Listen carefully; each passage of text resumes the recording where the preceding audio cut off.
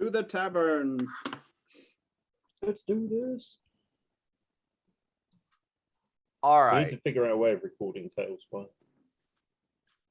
Didn't we have a solution? There is a way to do it like that. OSB. All right, back to it. All right. So when last we left off, our intrepid adventurers had made it through a Chardalon's realm, but had to pay a little bit of a fee to get we through. make it? Some paid a little more than others. They were also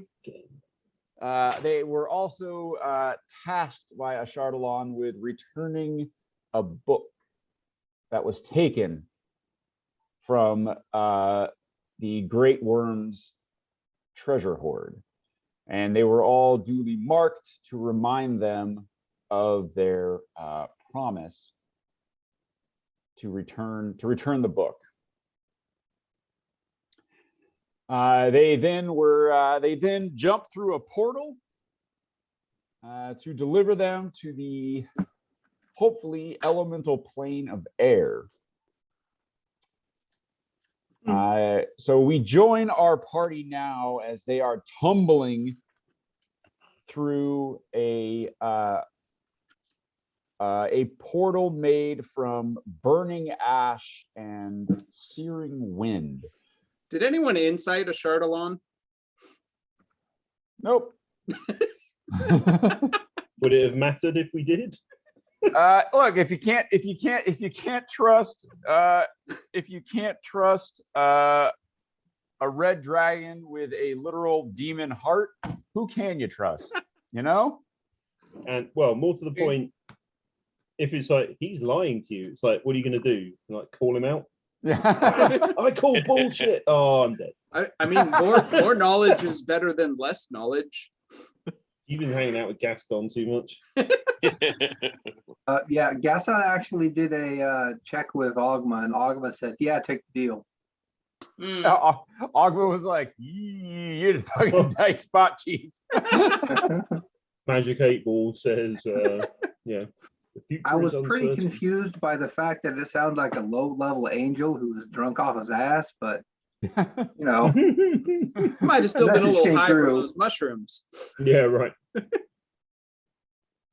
So the party is you are sort of tumbling ass over tea kettle as you go through, especially Nico, who Boomer tackled through the portal.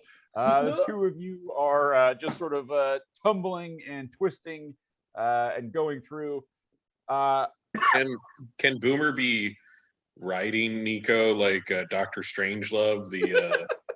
Yeah, Boomer, you managed to get on top of Nico. Of course, at this point, your size goes back to normal. Whilst you are riding Nico, so you just fucking shit all over, just down the back of him, like just like. But of course, now he's flying in a swirl of his own excrement. Yeah, but of course it's super hot, right? It's still hot when this happens, like wind, so that shit just gets baked into Nico. Like it's baked on. Are we done sweating now, though? Yeah. So as you progress, like so you this portal that you're traveling through, it's just swirling ash, and it's really hot at first. It becomes less hot, but there's still a lot of ash, and there's some the wind that's blowing, it's sort of buffeting your skin. Feels like you're in a sandblaster. Like it's there's some grit and things there. I need everyone to make a Constitution saving throw for me. Right. Boomer, you have another level of exhaustion after you shrink, so I think you're at 2 now. Yeah. Okay. Gaston is screaming, "This is so awesome!" as he's making his con save. Oh, holy crap! Oh, Felix. Yeah. What are you talking about? Feeling great. Oh. Oh. Skippy is indestructible, apparently. Skippy's having a wild time. Yeah. I was supposed to do that before. Oh well. Gaston, you are you are choking more than screaming. This is awesome. Face mask up. Drowning in Nico in the swirling shit pile around Nico. Maybe. Could I have used my soul cage's one of his uses? Which is Borrow experience. You can use a bonus action to bolster yourself with soul's life experience, making your next attack roll, ability check, or saving throw with advantage. yes, you can if you'd like to. Nice. All right, let's burn one of those. See if that does anything. You burn one Come of those on, too? souls. Why is taking so long to roll? Wow. Nope. That is the same. So I added the level 2 of exhaustion. Is it supposed to do it automatically on my roll? Ooh, I would have thought, but maybe not. Okay. Don't you get bonus? Don't you get a advantage on Yeah. constitution typically? So He has if one you're to at athletics. disadvantage, you're at normal. You just want to do athletics. So I'll roll again. I got the same exact thing. Right. Nice. So yeah, you're fine. Everybody except for Gaston and Felix. I got a 23 both times. Yeah, everybody except for Gaston and Felix. Bad ones. Is doing okay. Gaston and Felix, you are overwhelmed by the swirling ash and shit that surrounds the party. Gaston, when you open your mouth, you go, "This is awesome." It's pretty great. Oh, gets done. Felix, your bodily functions are fucking shaky at the best of times. So let's see how Abigail is Yeah. doing. What about our dark elf friend? Oh wait, he's dead. He's in the soul case. Turns out he doesn't have as much experience as he probably wouldn't have been doing great anyway. So, let's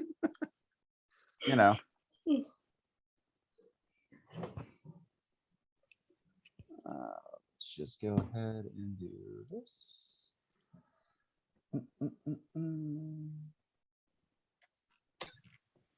So, how is Felix's hand holding mage companion? That's what we're about to find out. See how she did. Is anyone's dice actually showing up on Beyond? Yeah, mine did. Mine's being really slow, but Ooh. Yeah, I've got a little bit of a- Abigail is also having a hard time. Well, when she you is go also from like caught- really hot to like not quite so hot, it's a huge difference. Like it could be 80 degrees, but if it was 30 degrees hotter the other day, you're like, I'm kind of cold. Yeah, you did So- you did not handle it well. All yeah, the pure Boomer- casters are not doing so well. Right. Boomer, yeah, you're just hanging on to Nico as you ride through this swirling ash. And ass. You eventually come out. Your visibility begins to clear as you come out of this ash, and you tumble out of what looks like this massive, truly massive. It looks like a swirling tornado, but it's huge. And it's just this towering firestorm of ash and dust and all sorts of things. I mean, just howling wind as the storms of the elemental plane of air mixed with the cinder storms and the lava from the plane of fire, and there's just this boiling storm front. You tumble out and you find yourself somewhat weightless almost. You tumble out into this plane and you're being buffeted around by massive flows of air, and you're sort of being tossed this way and that. Lightning is crashing around you. There's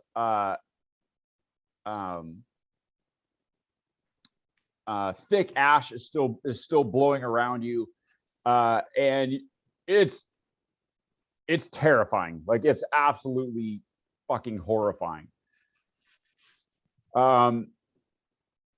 You as you're tumbling through this maelstrom, behind you, from a great distance, you hear the high voice of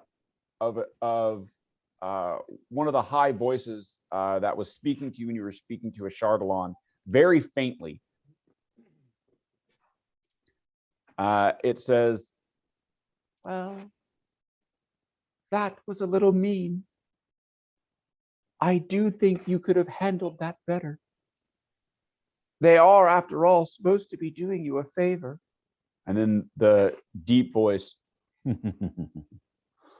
"Mortals, there are a couple a dozen. If these fail, others will come. They now ride the winds of chance." And then there's all you hear is the howling wind. As you're tumbling forward, you hear the sounds, something that sounds like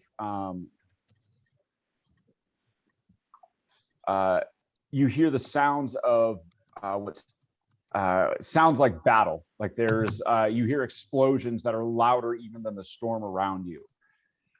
And when you look to, I guess, your left, I was gonna say a direction, but wouldn't really make sense. You look off to your left, and you see there is a what looks like a ship, sort of a flying ship. Yeah, you could totally be doing that. And there, it looks like there's this flying ship, and it looks like the ship is definitely built for speed. And around the ship, you see there are winged humanoid creatures that are riding what look like surfboards. Right? These look like these boards, and they are chasing.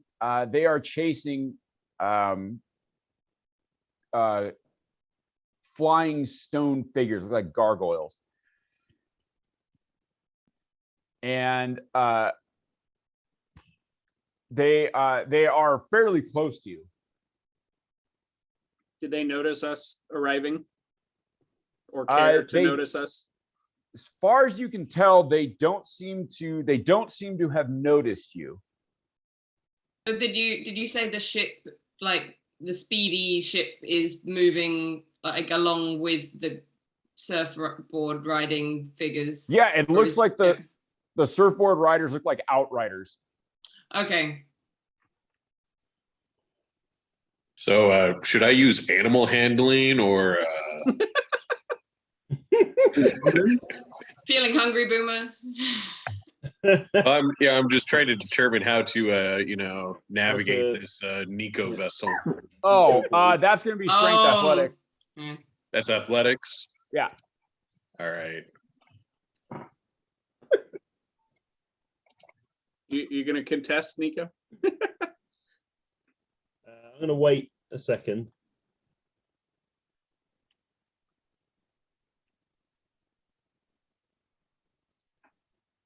So it's still rolling normal for me. That's all right. 2 rolls. So I'm gonna wait. Not 2 rolls. I'm gonna wait until Boomer is like especially triumphant in his Doctor Strangelove riding, and then I'm just gonna reach inside the cloak and like grab hold of the immovable rod and just click the button. Okay. I thought we left that. No, I still have it. Good. How many things can you dislocate falling at terminal velocity? Well, I made do you remember I made like a harness for the immovable rod?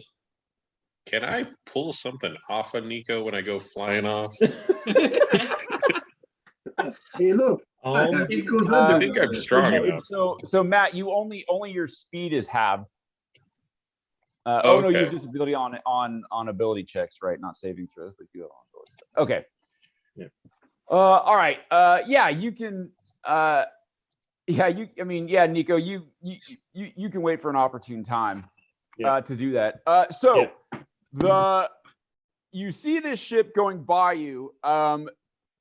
You know. If you don't get some better way of transport, you don't fancy your chances.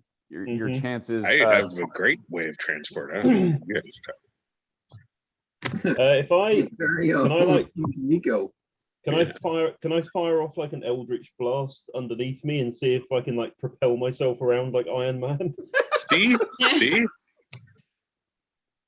You can try. The winds are very strong. You can probably like have some choice over short distances, but Yeah. you're All right, we're all gonna ride the whale on the way down. I imagine the way like Boomer's trying to steer Nico is like he's got his hands gripped around his face and he's just like "Ah, like we're gonna move this way now. you have your pinkies in his mouth. Yeah. Just hooking him. I have a How question. far away? Does Gaston's telekinetic shove get him in the right direction? Yeah, you can. I mean, you shove yourself at like 5 foot intervals, and then the wind fucking blows you around. You're like, Yeah. oh shit, oh shit. Can I try and direct us towards this ship? Yeah, you can steer Nico. Like, I mean, yeah, yank on his teeth or his teeth there, yeah. How far away Nico, is the ship? How Maybe far I- away is the ship?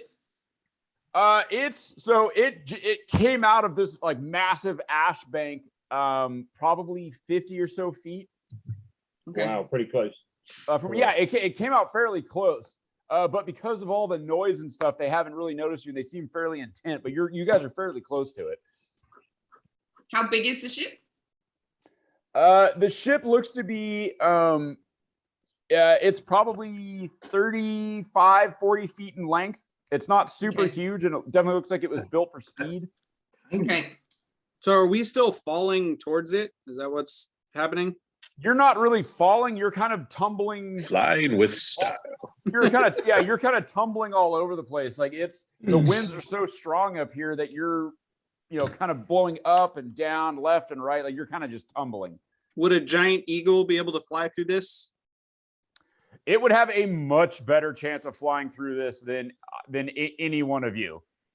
All right. And what do I see on the ship? Like, you see those the sort of winged like bird people look to be crewing the ship. Not all of them are the winged bird people, but the majority of them are. I yell, I grab Nico's head and I yell into his ear, "Do you have rope?" Ah!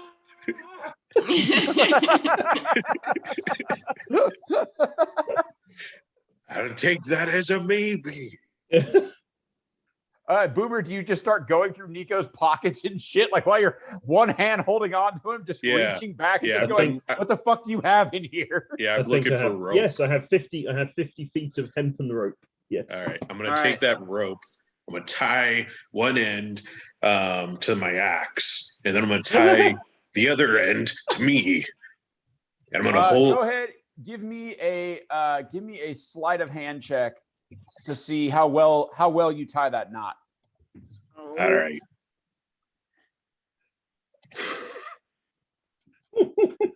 What were you tying it to down there? Oh yeah. There's the first. Why is?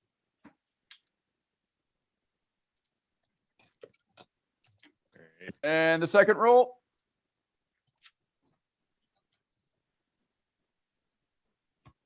Yeah, pretty good. Hey! Yeah. So yeah, Boomer, you managed to secure a really solid knot. Like you tie that fucking knot on your axe, you tie it around your waist. All right. And Do then I I'm see like, him with the rope? Do you see him tying the rope? Yeah. Yeah, I mean the rope, like when he pulls this rope, like I mean, there is now like 25 feet of a loop of rope, right? Like 25 feet out of a rope just trailing behind him and getting, blowing around. I'll message Boomer. Great idea with the rope. Everyone get a hold of it. I'll try and tow it as an eagle, and then I'll polymorph into a giant eagle. Just so you know, I have this feather token wondrous item that allows me to summon a bird that has the statistics of a rock, and it can like last for up to 644 miles a day. That Or might be something. good. So maybe. What is but if the what is eagles the intelligence of a giant eagle? Giant eagle has an intelligence of 8 and pretty good. understands common but can't speak it. Okay. Yeah, so so eagle actually fairly intelligent. all right. Smart as a boomer. So my legs, I'm gonna like wrap them real tight around Nico. How tight? Like real tight. Nico, go and give me a constitution check. Or constitution saving throw, sorry. Oh yeah, I'm feeling pretty good today. See if you Yeah, get so a hernia or he's not. squeezing. Nico, you've been doing a little bit of Pilates off on. You call it Pilates. A lot of it's just throwing up from binge drinking. Yeah. But Yeah. your core muscles are fucking solid. Yeah. And so when he squeezes, you know where to flex. You're like, here we go, tighten up, here we go. And then I'm gonna throw my axe as hard as I can towards that ship. All right, you're throwing the axe. It's sort of at the end of that tether to hit the ship. But yeah, go ahead and give me a ranged attack with your axe. At disadvantage because you're throwing through the fucking wind. I'm using my muscles to throw hard. It's a ship. I'm just trying to get that general area. All right, well, so okay, you can I'll let you use your strength to throw it because All you're not trying to be super fucking accurate here. Like you just got to hit it, but it's still at disadvantage. All right. So I'll just do 2 d20s and add my +5 to strength. Cool. So the lowest one was a 12. So 17. Yeah. Wow. Yeah. So you managed to hit the ship. Like you see Boomer. This is gonna be funny. So Boomer, Nico, you can feel Boomer doing something above you, but you can't really see what he's It's doing. like, what the fuck is this? And so you can feel him like moving around, and then you see the axe go tumbling out. Boomer gives it a mighty and when he throws, like a little shark comes out because it's like he's fucking straining. So a little comes you're like perfect, great. And by the way, like Boomer's kilt is like fully fucking it's Marilyn Monroe on a grate, right? Like it's a tube top right now. Yeah. So Boomer throws it, which it's funny because I mean you're fully barebacking on Nico. Like there's nothing between you and Nico but friendship. And so you throw that axe, and Nico, you see this axe go tumbling end over end as the rope is playing out, and it looks like it's going to miss the ship, and then this gust of wind pushes it just enough, and it punks into the back of the ship, and you have a split second before, because they're chasing somebody. That ship is moving pretty quick. You have a split second before the line pulls tight. Nico, what do you think?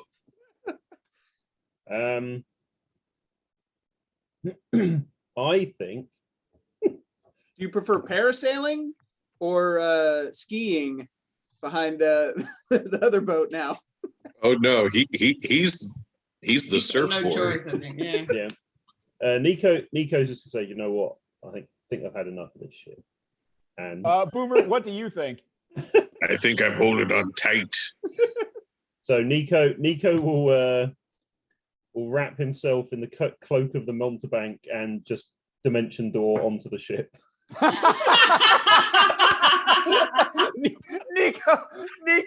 Nico just goes, no.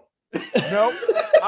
My spine is You not just see gonna that rope survive sort of, this you see that far. rope like tightening up, and you're like, not today. What do we say to the god of death?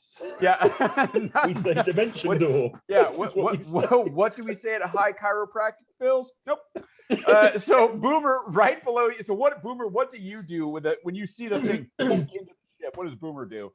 I prep myself and like all right. Yeah, you're ready. Ah! Here we go. So Boomer, yeah, you lean back. You're squeezing with your legs.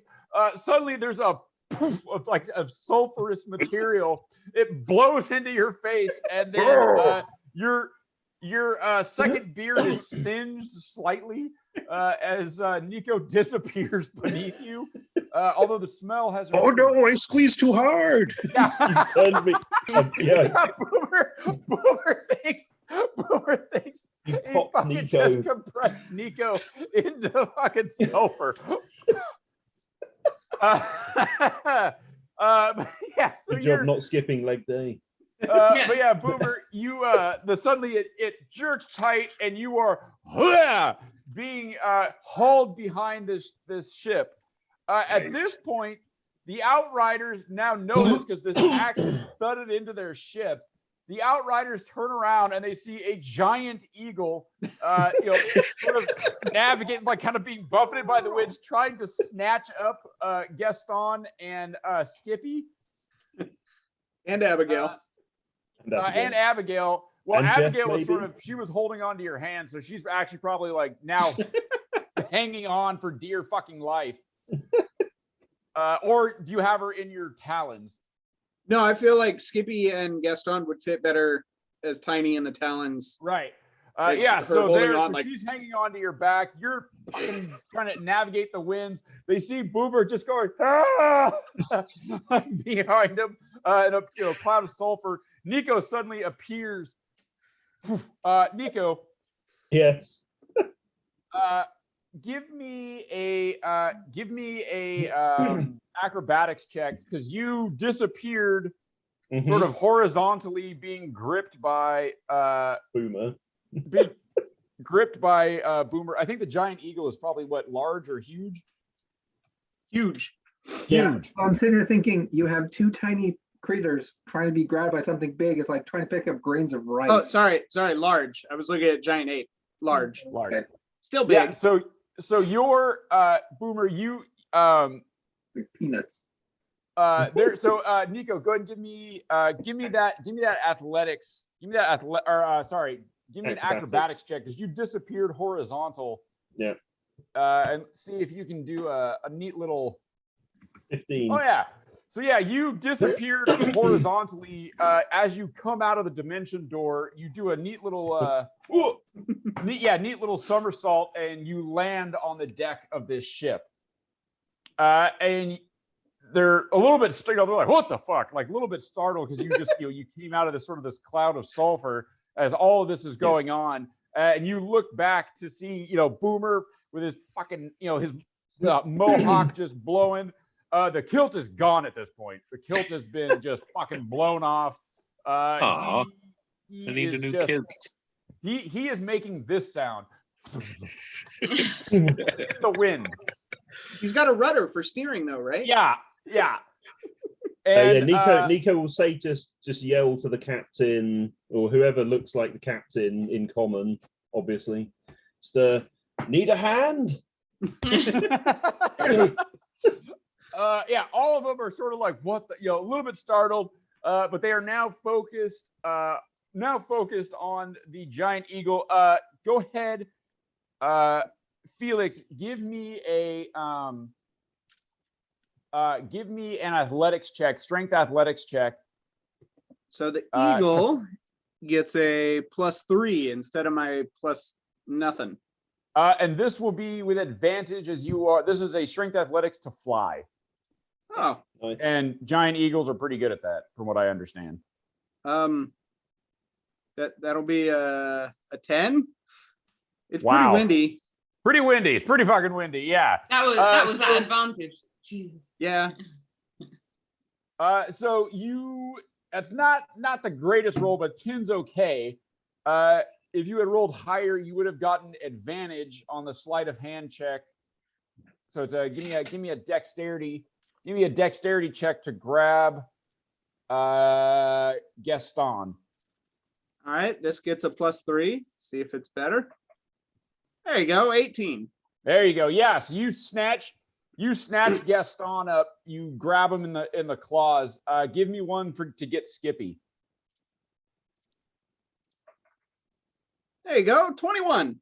Yeah. Nice. So yeah, this eagle, fighting the winds,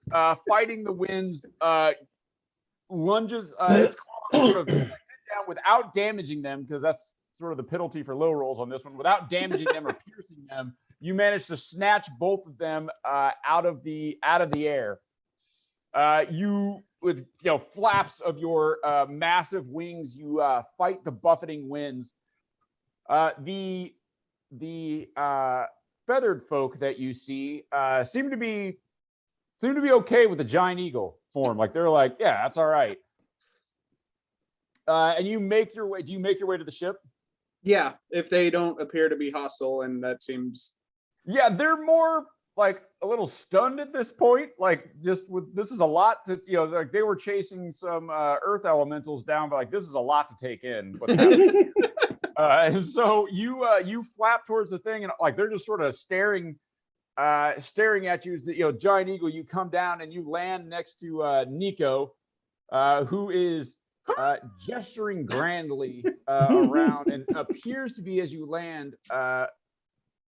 you can understand common, but in your eagle form you can't grasp some of the subtleties. But he's definitely saying something about the word Duke keeps showing up in there, as the word franchise also appears quite prevalently.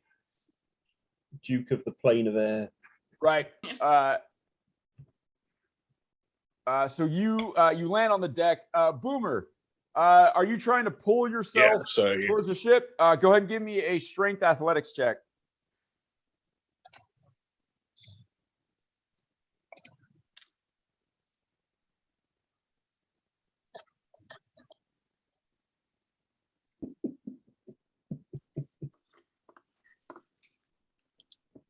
So 16. Yeah. Yeah. Too bad I can't get that crit. Yeah, with the crit, you're just all so yeah, you managed to pull yourself hand over hand towards the ship. You're sort of grinning. Oh, actually, no, Boomer. Better. You reach your hand out to recall your axe, but your axe is stuck fast into the ship. And so you reach your hand out to call the axe to you, but because it's stuck in the ship, there's a little bit of a tug of war where suddenly your axe is trying to like get in the ship, like all of you like sort of like the ship note like goes fucking break. You guys are oh shit. And Boomer, you managed to pull yourself with a combination of the recall and the rope. You managed to pull yourself up to the axe. He doesn't just Princess Leia force move to the ship. No. But it turns out that the dad axe is pretty badass.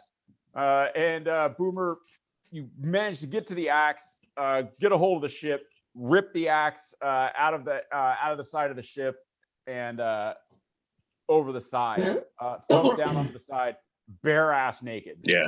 I imagine he's like, hair's all wild and naked. He's just like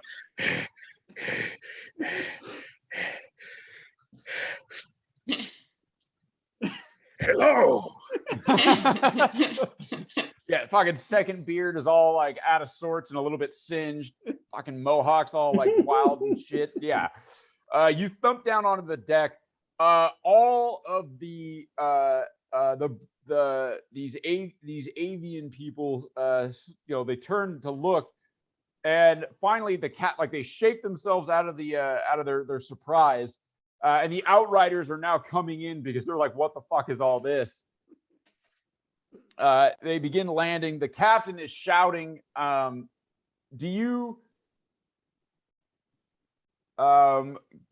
do you speak? I have tongues and comprehend languages on right now. Okay. Yeah, so you can understand. And Gaston, these are Aarakocra. Like, what they are. Are they speaking Orin? Yeah. Cool. I understand it. As a bird. Oh, Can't my speak it. natural prey. No. So yeah, they're Tabaxi kill 1.5 billion of copra every year. Have they started using yeah, lead fuel in their ship yet? right. Great product to sell them. So they're as the Outriders lands, or the leader of the Outriders, the captain is shouting in Orin, like he's like saying, like, find out what the fuck is going on with what fucking pageantry is this? They land. The head of the Outriders lands. He's holding these like surfboard looking things, and he walks up to you, and he talks to you, Felix, as sort of, he figures, I don't know, the biggest, clearly. The bird speaks bird. Yeah, and he goes, dude, what are you doing? Just put my wings out, like, be the largest. And he goes, right.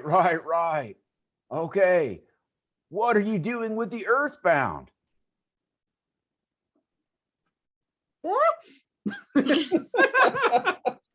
You can probably speak Orin, like you can communicate with him. No, it says understands Common and Orin, but can't speak them. Oh, but can't speak either? Oh, okay. Yeah. So yeah, he looks at you like he's all like he's like, oh. Were you like in a pretty tough accident or something, bro? While he's talking, Gaston's going to pull out a tabard of Ogma and hand it to Boomer to wrap around his dangly bits. So I'd probably just mop his face with it. Thank you. Thanks.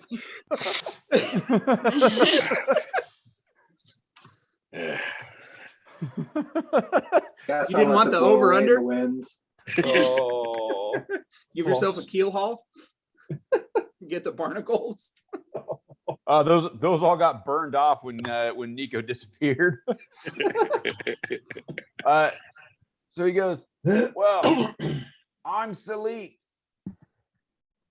Welcome to the Wind Chaser, bros. What are you doing here? Do any of you speak? Oh yeah, Gaston's like, we speak. Do they know I thought giant you were eagle? just speaking to the big giant eagle because y'all got wings, so wing brothers.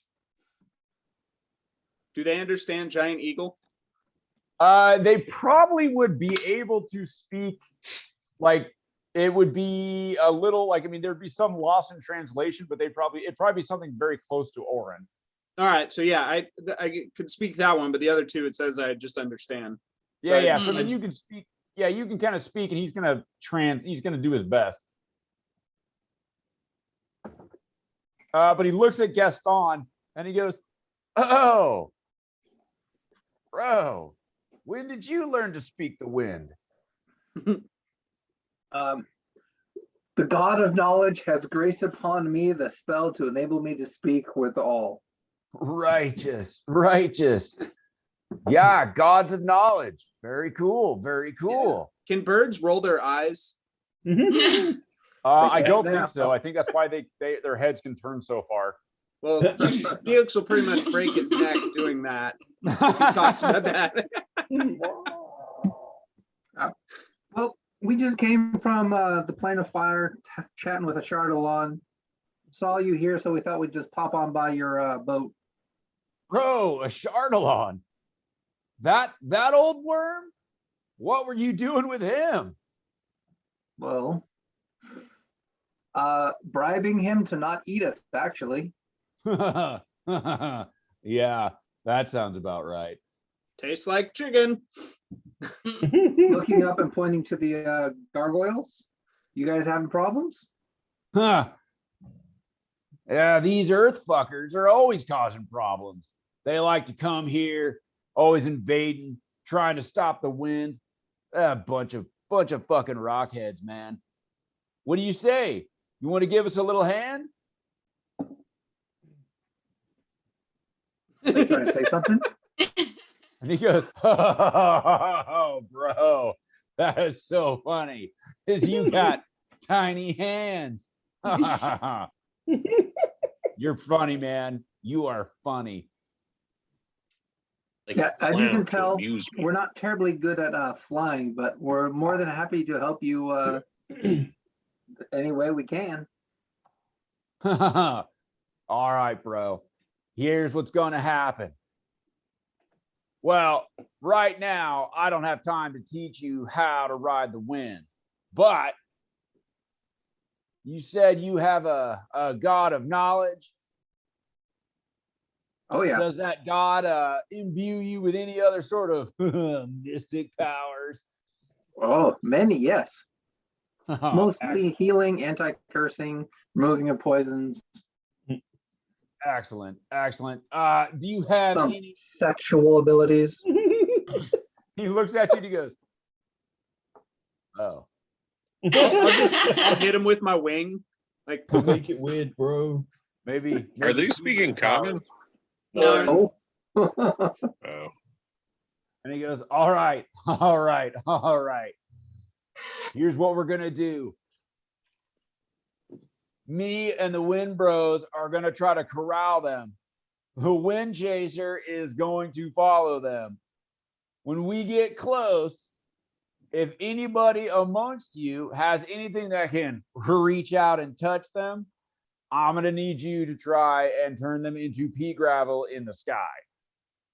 If you get them within 60 feet, I'm pretty sure most of us have some ability to affect them. If they're much beyond 60 feet, it'll be a little bit more difficult. Oh, we're gonna get them right close, little bro. This is gonna be amazing. All righty, I'll let my friends know. Thank you. And if the winged one over here, he looks at you, Felix, says, if you want to jump off board and give us a hand, I think you'd be really useful. I just start taking off. And he goes, let's go, Wind Bros. And all of them like just sort of leap off the boat.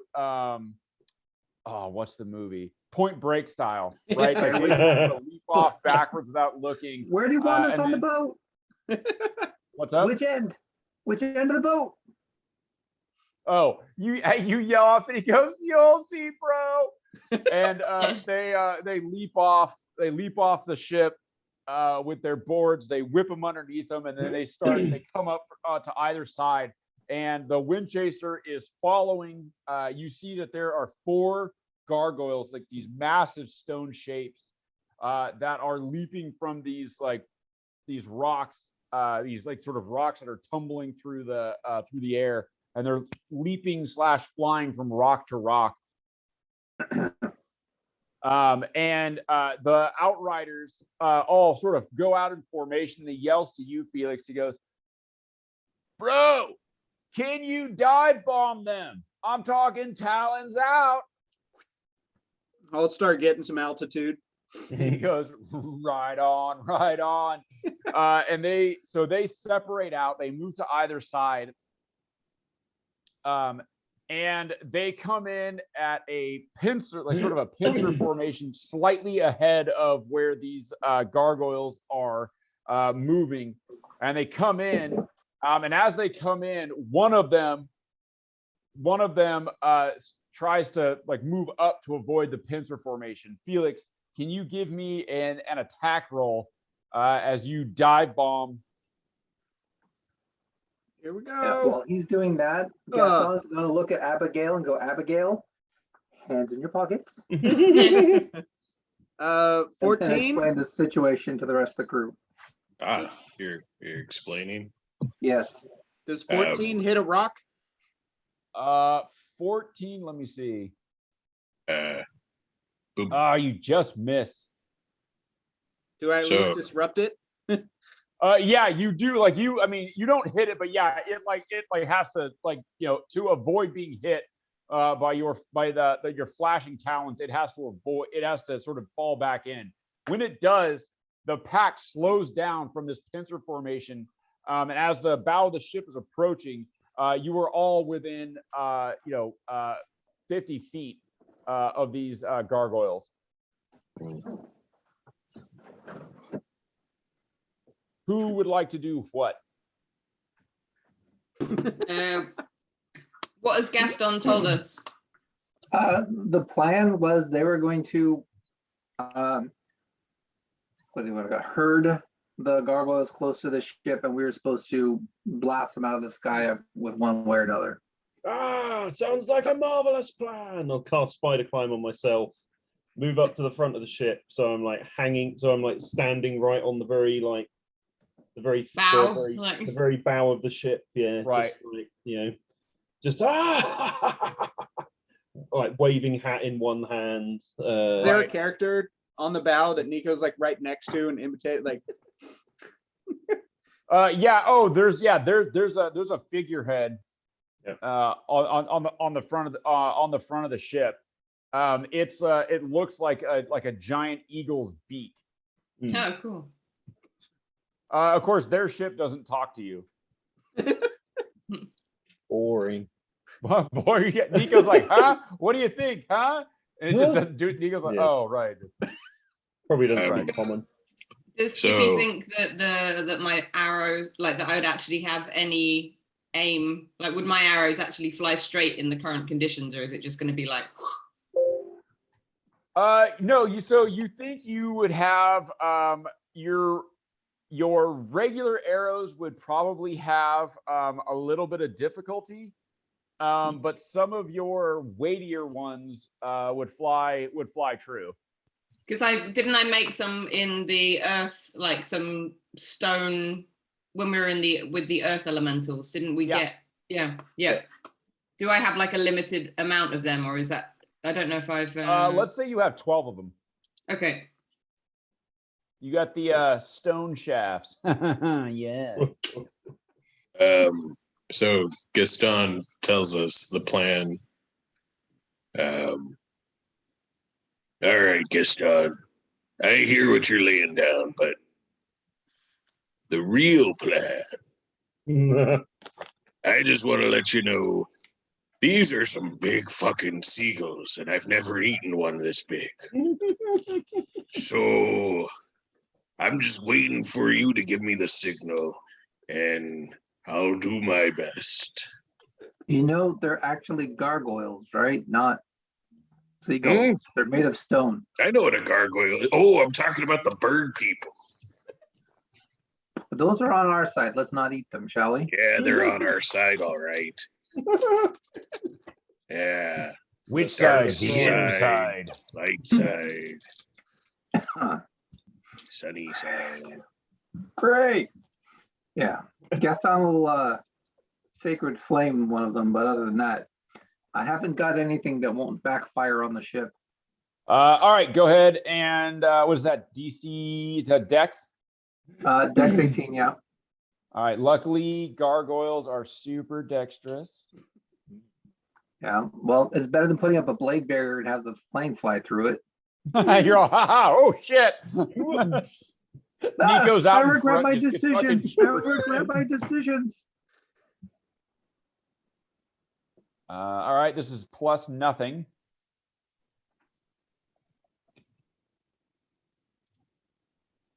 Wow. Yeah. 26. Have a bad day. Yep. So yeah, you hit that thing. You hit one of them. It erupts. Two of the arms fall off of the two of the forearms fall off this thing as your fire erupts. The ship crew are loading ballista, and they're firing bolts at these things, trying to snare them. Trying to catch him? Yeah, they're trying to snare them and pull them in. I turn to look at them like, are we supposed to destroy them or are we trying to keep them alive? And they go, one of the ones on the ship says, "Oh, we want them destroyed." Oh, okay. Yeah, I'll just start Eldritch blasting at them from the front. I'll start yelling net, and then coming back to the ship with my talons like asking for a net. I'll start throwing my dad axe and recalling it All right. Let me. as a cat. What a cute cat. I will attack anything I see. Yeah, there are like 4 of them in front of you. Nice. You can hit the one that Gaston hit. Sure. All right, go ahead and give me an attack. Oh, can I, Boomer? Don't. Actually, You want me- Boomer's not in front of you. Nico is. Doesn't matter. It will find a way. Yeah. It's It's very really turbulent conditions, yeah. You want me to just finds a way? roll as like a regular attack, Yeah. but with my weighty shafts? Rock hard shaft. 13. Oh, That was a bad roll. 13 will not hit. Can I attack 3 times like usual? Yeah. Cool. Second attack. That's better. 26. That will not hit. That'll hit. Yeah. Yeah. I will roll the third attack as well. And then we can do. Yay! 23. nice. Yeah, that'll hit.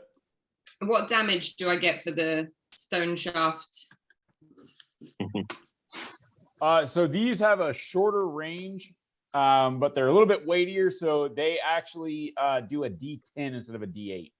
Cool. Oh, nice. And I get the +5 because I have 1d8 +5 for my regular. Yeah, but so roll a D10 instead of a D8. Okay. So I'm going to roll 2d10 now. And it'll be +10 then. Oh, that was pretty shit. So 17. 17. Yeah. For Yep, the nice. 2 combined. Yeah. Yeah, nice.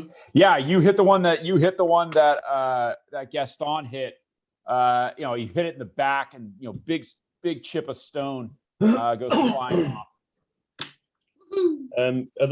Do the gargoyles look like they're close enough?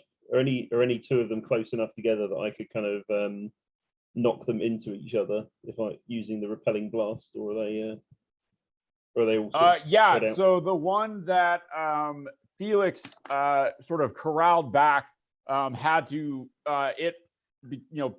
to avoid being hit by Felix. It had to swoop in back, so it's fairly close to another one. Yeah, I'll try and like blast them into each other to try and get them like tangled up in the air. Nice. Let's see. Oops, sorry, that's the wrong dice. One moment, please. 20. Will hit. Let's just roll them all. 15 We'll hit. and 23. We'll hit. So, all right. So, what did I roll? Well, I rolled a 3, an 8. So that's 11.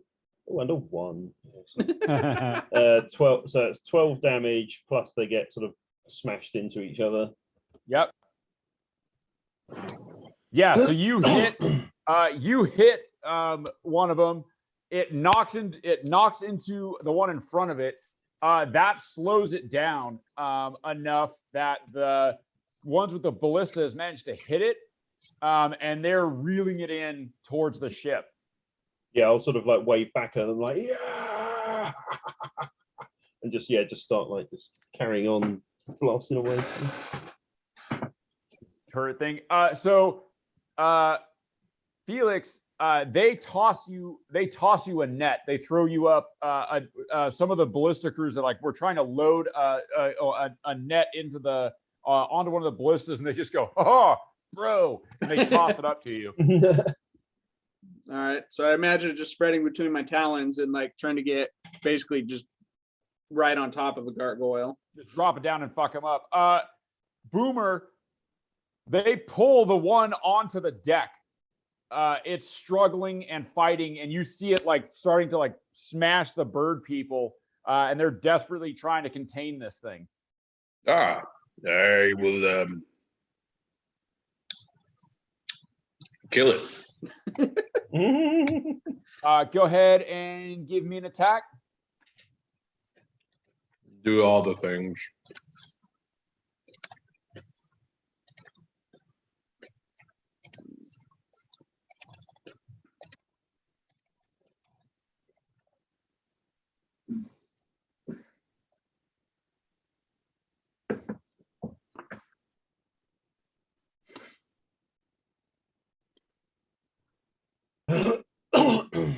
Yeah, that'll hit. Let's do all the attacks.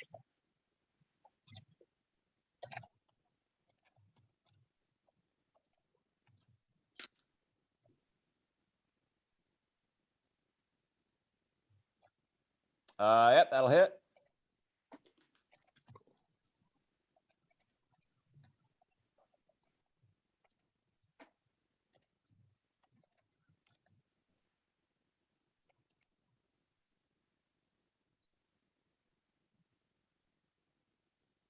$31 points of damage for the first hit.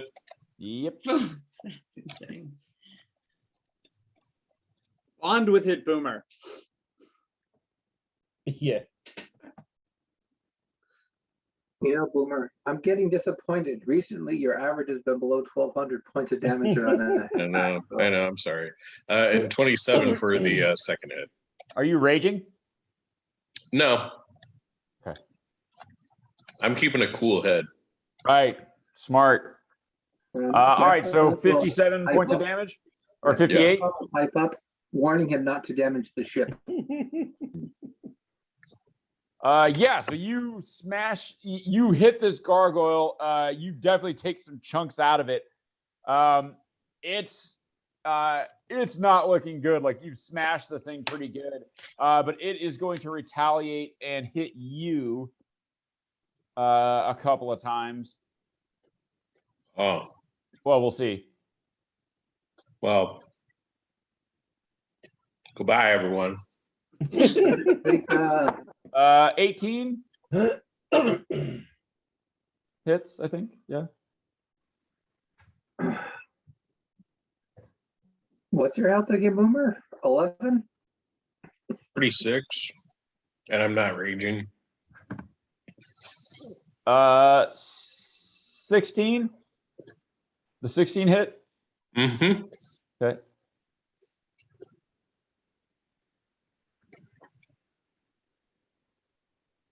And night. All right. So yeah. So 3 hits. So let's see.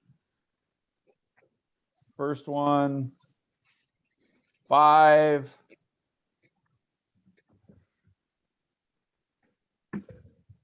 Second one.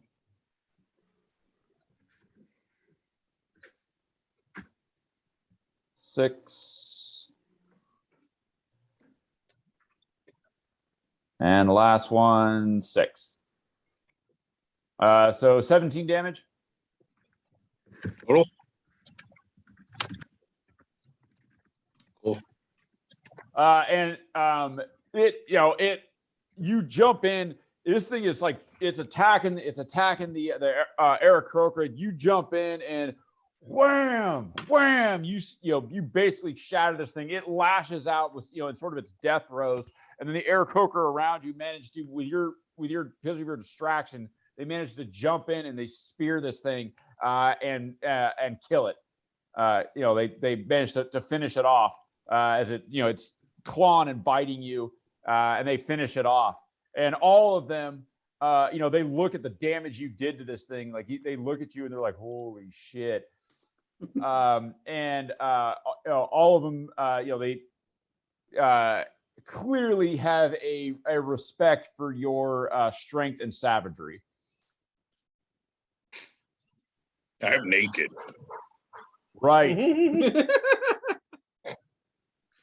All right. So there's 3 left out there. Give me an attack with that net. That's a ranged attack. God damn it. May have miscalculated. May have miscalculated with the net. I got a bird brain. It's geometry is hard. Or right. Yeah, it's tough. Yeah.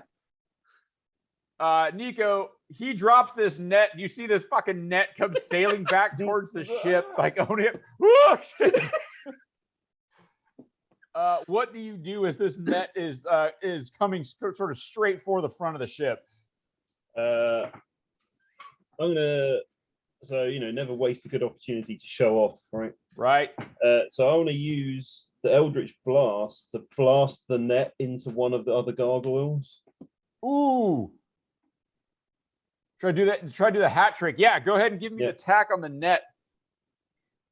So he was just an assist. Right. 23. Oh yeah, nice. Yeah. You go ahead and roll damage. A mighty 9. Ooh. Hey, blast a small hole in the fucking net. You're all, but it does blast the net back for 10 feet as well. It moves the net over. I mean, it doesn't manage to completely. You blow a small hole and finally you roll high damage on Eldritch Blast. It doesn't manage to completely ensnare it with a hole, but it does foul it up and it moves it. It moves it out of sight of the. It's no longer coming at you. Manages to snare one of the gargoyles up. It slows down and is now tumbling towards the ship, end over end. It goes just over your head, Nico, and it thrashes up onto the deck. Can I try and shoot it? Use my remaining 2 Eldritch Blasts to shoot behind me. Just to make it look like I don't even need to look. I can hit it without even trying. Yeah. Oh, so you're not gonna look? Nope. Yeah. So I mean, roll with disadvantage. I mean, fucking cool as shit if you hit it though. Oh, double 17. 28. Oh! Yeah, so you hit it with one blast. Give me the other one. Are you gonna risk this second one? Yeah. Of course he is. I rolled a 1. Oh! Hey, Boomer! I'm not raging. You know how much damage you're going to take. One of your blasts hits the thing, so you just reach back. You put both hands behind you, fire off the Eldritch Blast. One of them hits the gargoyle, sending it further, sort of tumbling ass over tea kettle. Give me damage for the gargoyle. 4. There it is. And give me damage for the other one. 4. Hey.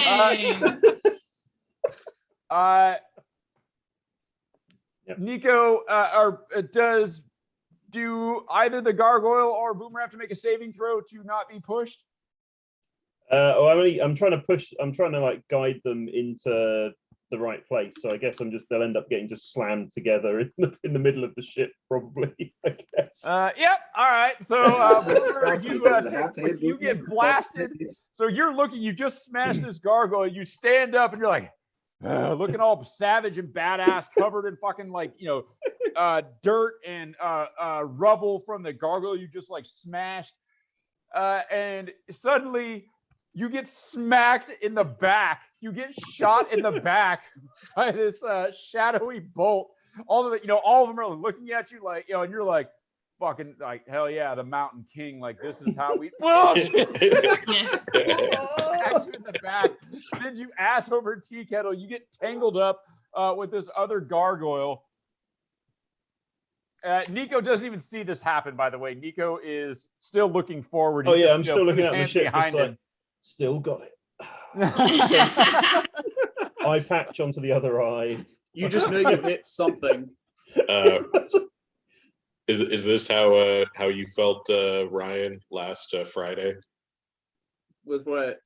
Getting bombarded, playing of a barbarian. Oh yeah. It's his game. So, Boomer, you go tangling, get tangled up, ass over tea kettle with this gargoyle. Give me a strength athletics. You're trying to wrestle this thing for position to see if you come out on top. Okie dokie.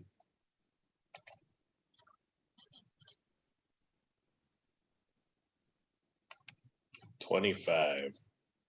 Well, I don't think it can roll that high, so let's see how it does. That was my low roll. 19. My VCOM. Oh, not bad. So it tries to put up a pretty good fight, Boomer. I mean, it's using some dirty tricks. It's pulling second beard. It's rabbit punches, the whole bit. This ain't the first time I've wrestled a rock thingy. Right. And you're like, let me tell you what I did to a fucking ice golem. an ice golem. You don't even know. I'm talking about you get Roxanne. Right. Oh man, you and Roxanne. Boomer, you're like, as you wrestle this thing, you get it to the ground and like you look at its, sort of stone face, and just all these feelings come back. Just these feelings of loss and hurt. And you just start like sort of scream crying and punching this thing and just going, why, Roxanne? Why would you leave? And it's desperately trying to tell you that it's not Roxanne. Desperately trying to tell you that it's not Roxanne. But you are just furiously screaming and Roxanne and just punching this thing into the deck. Go ahead and just give me a couple of give me like four unarmed attacks. You hit it. I just need damage. Oh, okay, damage. Kitty. Sorry, damage.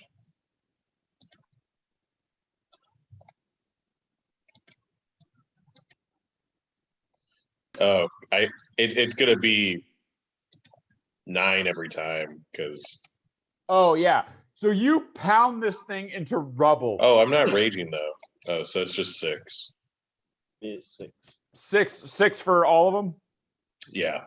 Yeah, you pound this thing into rubble, like just screaming at the deck. Like eventually, you're just punching dust into the deck, and like all the bird people are like, holy fuck! Like they all sort of just back up because there's clearly there's something going on here that they're not fans of the earth elementals, but they've never cried, punched one into rubble. Like, and so they're like, wow, this guy's on another fucking level of hating earth elementals, like way out of our league.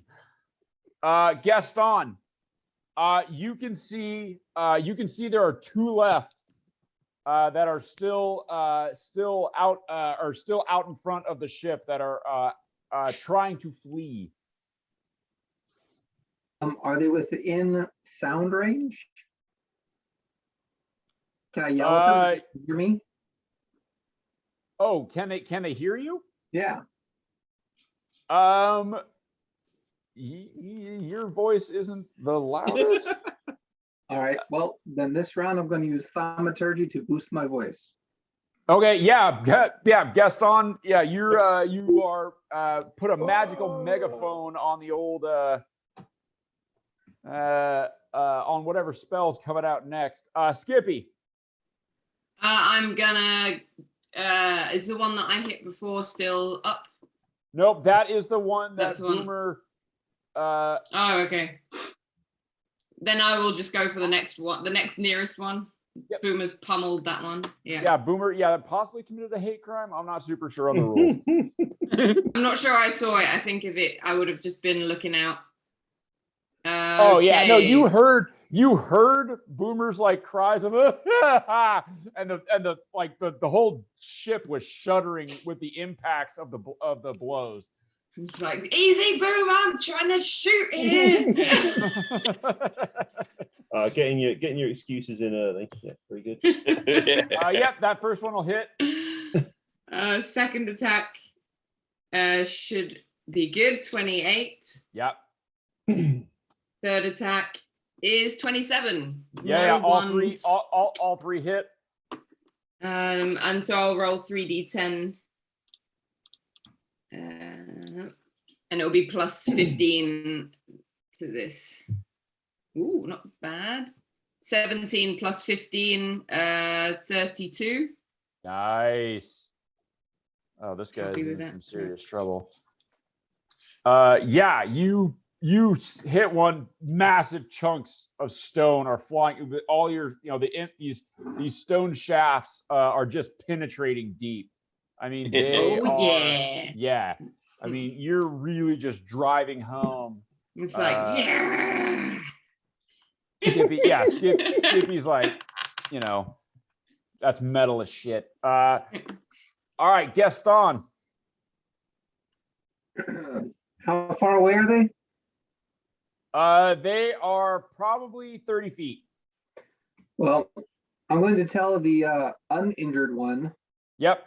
that it would be really funny is if you tackled your buddy and brought him back onto the deck with a suggestion. All right. What's the save on that? 18 wisdom. Luckily, gargoyles are super wise. That's pretty funny. I brought you a gift. Why are you hitting me? 14. Wah, wah. Gaston cries out in Terran to the uninjured gargoyle, who then looks at the one that just has just been pelted by arrows. Gets this massive stone grin on its face. Grabs the other one, and they both just come tumbling back towards the deck. Nico, you see this massive stone coming towards you. Mm-hmm. This flailing wings and arms coming towards you. What would you like to do? I want to I want to do like a vault over them as they come past, and then land in like superhero pose. Oh, nice. All right. So yeah, the thing's moving Wait, towards can you do that with that beer gut in the way? What's up? Talking about? I was like, can Nico do that with a wine gut in the way? Didn't you fix that for me? No, Yeah, I didn't do he's that. Just the face. I feel So it was visible, man, not covered in clothing. This guy's so these things are coming towards you. You have a velocity this way. So you're gonna jump up. I'm imagining the guy who like is about to get run over by a car, but then like does a trick jump over it and lands behind the car, like that kind of. Yeah. So these things are Yeah. coming. The ship is moving underneath you. You sort of do this thing as they tumble beneath you. And then you want to land on the ship. Yeah. All right. Go ahead and give me a acrobatics check. Could I try and grapple them while they're together to like fly over, grab them with the talons, and almost like a judo roll, like throw them onto the deck? Oh, that's sick. Yeah. Nice. 13. 13. All right. And then, so reasonable amount of style. Give me a strength athletics to jump high enough. Strength athletics. I'm good at these. 5.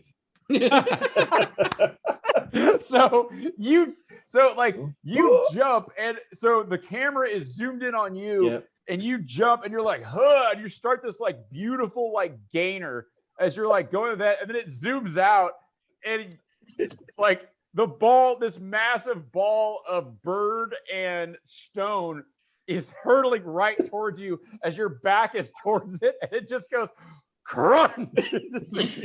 You're all in your head though. You're like, oh yeah, like the music's all beautiful and everything, and then just zooms out, and it's just boom, you just get hit by this fucking freight train.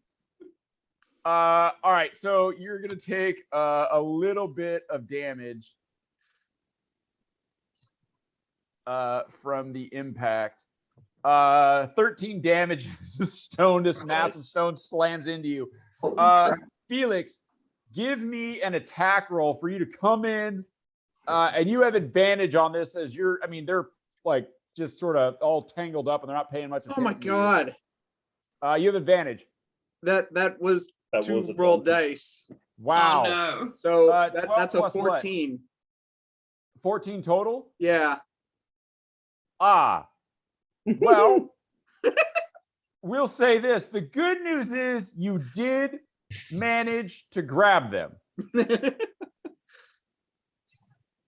The bad news is the judo flip wasn't quite as I'll let you choose. Here's what we'll do. I'll let you choose. You can have executed the judo move perfectly, but Nico ends up on the bottom.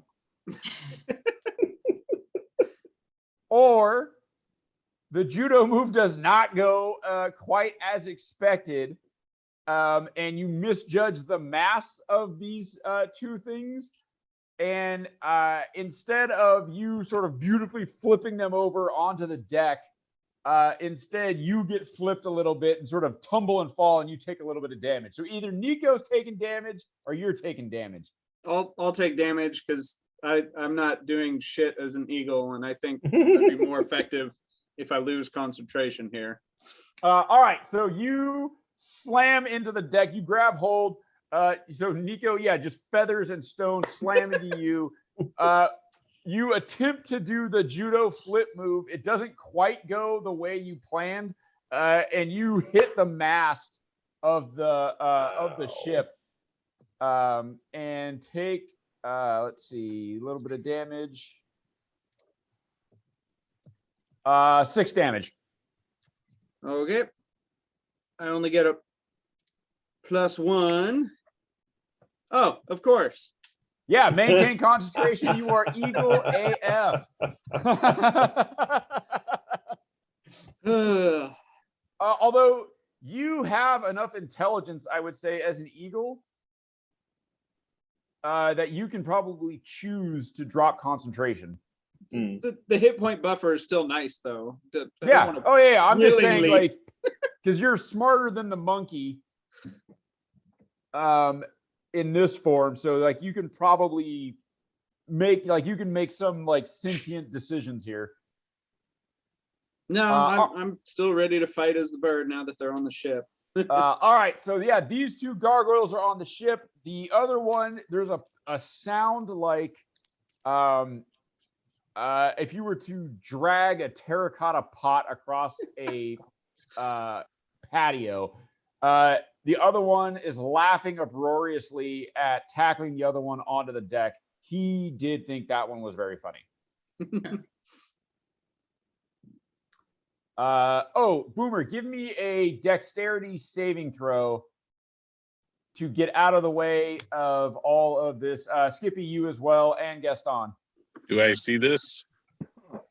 Yeah, you probably, you're wiping the tears out of your eyes, and you're like, it's fucking windy. That's why I'm.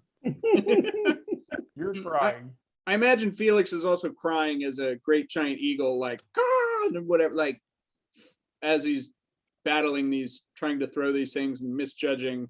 Right. Gaston's having a, well, there's something you don't see every day. Yeah. Right. I mean, you also see Nico at the front of this fucking pile. Right? No. Oh no! A guy half Oh, wow. boulder with an eagle attached to it, slamming into a flying ship. You know, this is just, it's a unique experience. Yeah. Scene. So Boomer, you're gonna take a little bit of damage here as this freight train is smashing into you. So Boomer, you're gonna take 5 damage as it hits you. Skippy, you're fine. Skippy, you do just full on frog athletics. You just because clearly they they had the technology. When Skippy jumps, you guys can hear that like Bionic Man theme song. That Bionic Man, Yes, because Skippy's artificial. I get it. Jumps in slow motion, right? What's up? Jumps in slow motion. Right, yeah, jumps in slow motion. Gaston, you see this whole thing. It passes by you, just barely in front of you, and you stare at it as it's going by. And Nico, you look to the side and you see Gaston with his jaw hanging open, pin in hand, drawing furiously as you go. It looks like in slow motion, and you just like, you son of a bitch. And then all of you tumble to the deck. All right, everybody, just roll a straight D20. Let's see who ends up on the bottom.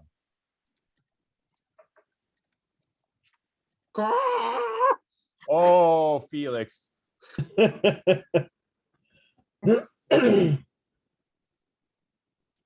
Oh no, Skippy, you're okay. I'm just I'm the pile. these So guys. just Okay. Boomer, Nico, Felix, and Gargoyles.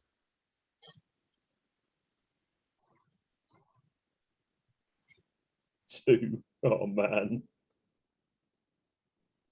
Yep. So it's gonna be Felix on the bottom. So the giant eagle is on the bottom, and then it goes Gargoyle. Nico, what'd you get? 11. Boomer, what'd you get? 5.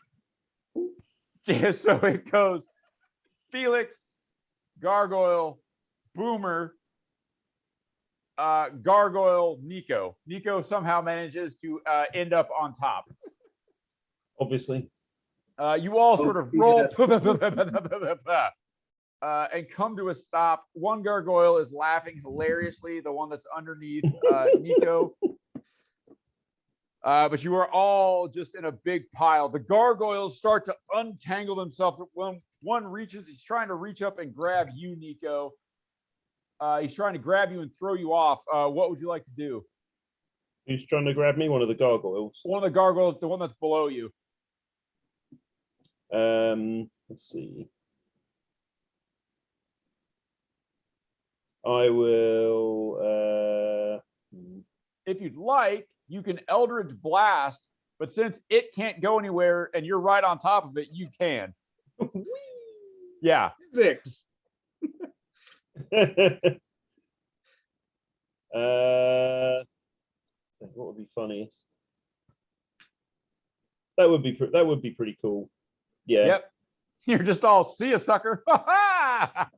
Can I do it as I'd like to sort of make it look like I would sort of go down to punch him, and then fire the Eldritch Blast out of my fist as I punch him. So I like fire up in the air from the. Oh yeah, sure, yeah. Go ahead and give me an attack. It's all about style, man. Add advantage as it's prone. Okay. That 20 will hit, but Yeah, almost Yeah. a crit. Not quite. Yeah. So 20. Yep, that'll hit. A mighty 1 damage. Wow. Bam! Wow.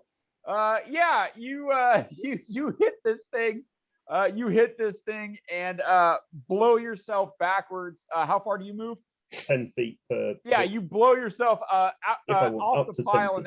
and out of danger, as this thing is just sort of like pushed into the, all the rest of the things below it, just sort of, and you're all Basically, just like high-fived it, basically, as it was Yeah. reaching up. Yeah. Okay. Are we going for anything acrobatic? Yeah, nice backflip, Sure. Do you need to roll for it? obviously. I mean, Yep. Oh yeah, there you go. yeah, there Yeah, we go. acrobatics. So yeah, you go off this thing and you blow yourself off, do a little backflip, and Yeah. land on the deck. Nice superhero landing. One of the bird people claps. Yeah, I'll like wave my hat at him and then launch another 2 Eldritch Blasts at the gargoyles as they're lying on the ground. Yep, go ahead. At disadvantage now as they are prone. The first one, that's a 19 on the first one, Hits. and a 14 on the second one. Miss. Do we take well- any squish damage at the No, bottom of the it's pile? not. It's not hard enough to go He'll through. take 3 damage, but I won't Whoa. do any. I won't do any knockback this time. I'll just leave it where it is. All right. Is that 3 total? Yep. All right. Good. So 4 points of damage and a nice flip. I look cool though, which is Yeah, More yeah, important. that's the important part. All right, that gargoyle is not pleased and is going to get up and try and attack you. Boomer, as it's getting up though, it's standing up trying to untangle itself out of the pile. You have the opportunity for a opportunity attack. Can I grapple it? Yeah, Yeah. it's getting up. All of a sudden, these 2 big dwarf hands come from behind it. Oh no, you don't, Roxanne. It's like, oh, no. You're not gonna get away from me again. Of course, all the bird people are like, Jesus Christ, this guy fucking hates Earth Elemental. He's all right. Have you ever eaten a gargoyle? Oh, limestone. Pretty good for the Um, digestion. Yeah, get my grits. Go and give me an attack roll for that grapple. Oh, okay. Just an attack roll. Yeah. Unarmed strike is essentially what it would be. Okay. 25. Oh yeah. You get a grip on this thing. You have an attack left. Oh no, sorry, that's not your turn. That's just your reaction. So yeah, on your reaction, this thing's it's getting up and it's snarling, gonna go at Nico. All of a sudden, these 2 big, beefy dwarf hands grapple around this thing, and its eyes sort of go wide as it's being yanked back into the pile. Boomer, what would you like to do? You have a hold of this thing. I'd like to break it. Yeah. Go ahead and so you have a hold of it, so you don't really have to attack it. I just want to squeeze it until it's nothing. Give me strength athletics with advantage as you are like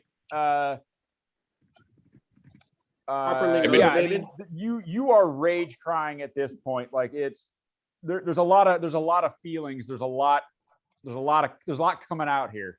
There's a lot of emotions. Yeah.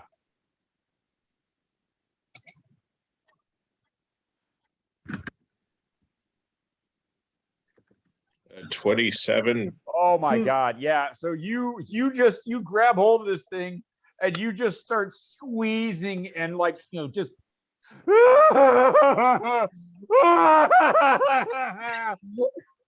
And this gargoyle is desperately clawing at you and trying to get away, and it's thrashing around, and you're just all there's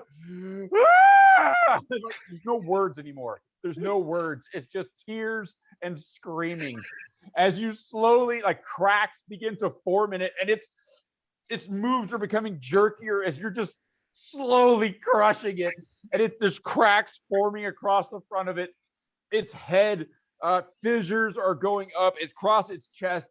One of its arms falls off, and you just continue to squeeze and squeeze, and eventually it just cracks form, and it crumbles and breaks apart and just crumbles into chunks and dust in your arms, and just falls on your lap in front of you.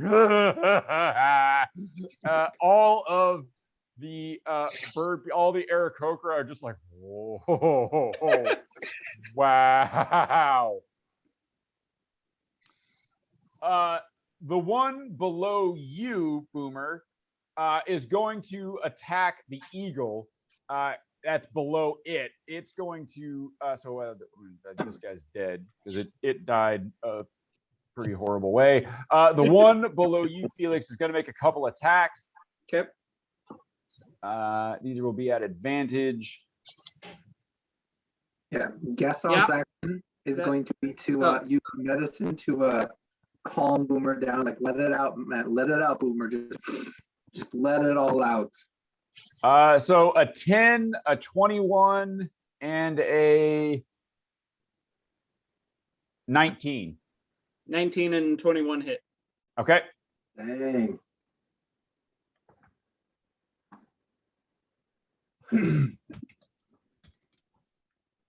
We'll just do this. There we go. Total of 10 For 2 attacks. for both attacks. Yeah, total of 10.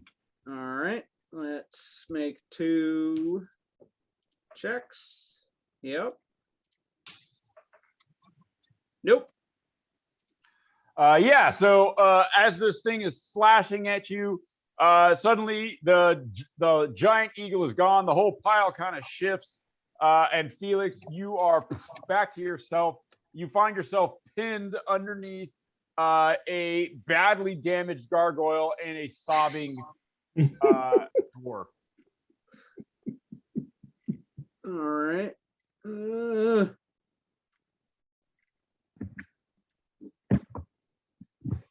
What do I want to do? All right, I will Bigby's hand and attempt to grab the gargoyle with the hand. Yeah. Yeah. Are gargoyles medium? It is medium. Okay. All right. Is there a bigger version of the hand? Huh? Is there a bigger version of the hand? Of Bigby's? Yeah. No. Okay. Yeah, there is. Extra big bees. Bigger bees, extra big bees. All right. So grasping hand. Let's see. Yay! I critted on the grapple. Yeah. Nice. Yeah. So you hit this thing and just like you put it like the hand comes up and you just go nope, and you squeeze with the hand and the gargoyle just goes and crumbles to dust in the hand. And I'll just rub it into the yeah. Enough of that. Put it in, smash it, and then you take the hand and sweep up all the dust. Push it off the edge of the ship. Yep, and then just use the hand just to sweep the deck clean. Just kind of tidy up myself. Yeah. Stand up. Oh God. All right. So the Outriders come in. The Wind Rider slows down. Your Salik, the guy who you spoke to earlier, comes in. He goes, "Ride on, ride." Whoa. Whoa. You're not, bro, you're not an eagle at all, dude. What? He's not speaking common, is he? No, he's speaking Aran. He Yeah. looks over to, guess he's all, little dude.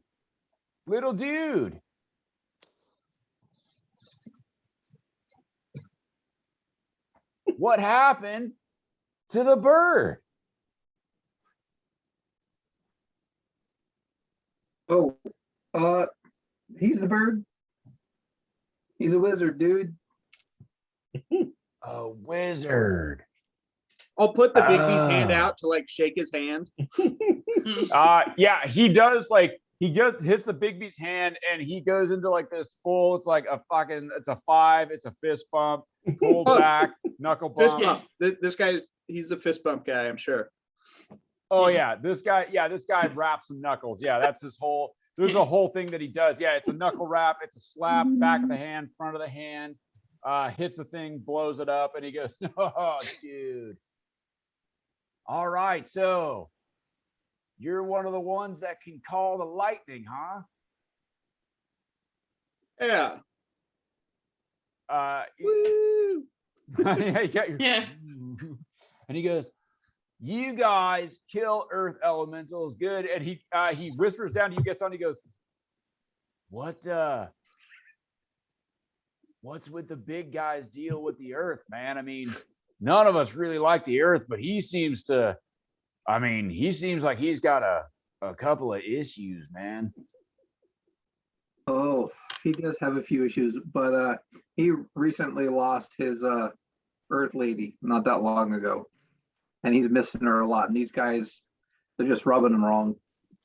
Oh, yeah, the gravel. I get you. All right. He looks over to you, Boomer, and you can't understand him, but he says he looks over at Boomer and he puts his feathery hand on your shoulder, and he says, "We've all been there, bro. Heartache and loss hit the hardest. That's something that no armor can protect against. I feel you." Gaston translates. I imagine I'm just hearing squawk, squawk, squawkity squawk.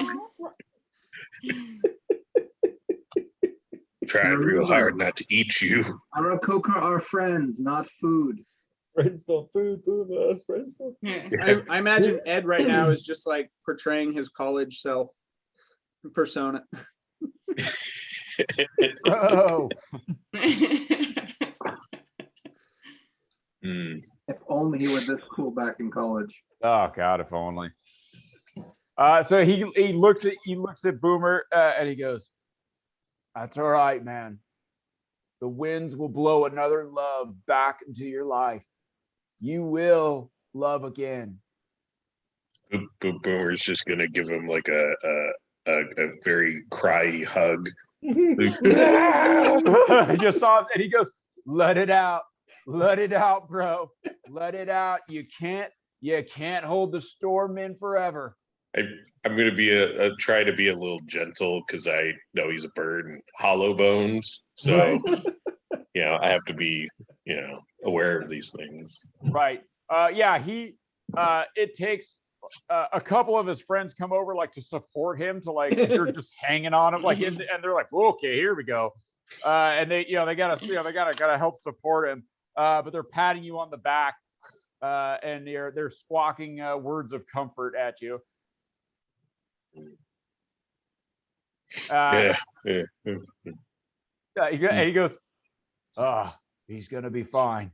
Oh, but man, I've never seen anyone just crush one like that in their bare hands. Man, I'm still naked. yeah, yeah, you were just hugging a feathery guy naked." Yeah, what are they wearing? Do you want to ask them if they've got any drink to celebrate with? Are they wearing clothes or are they all just straight bird?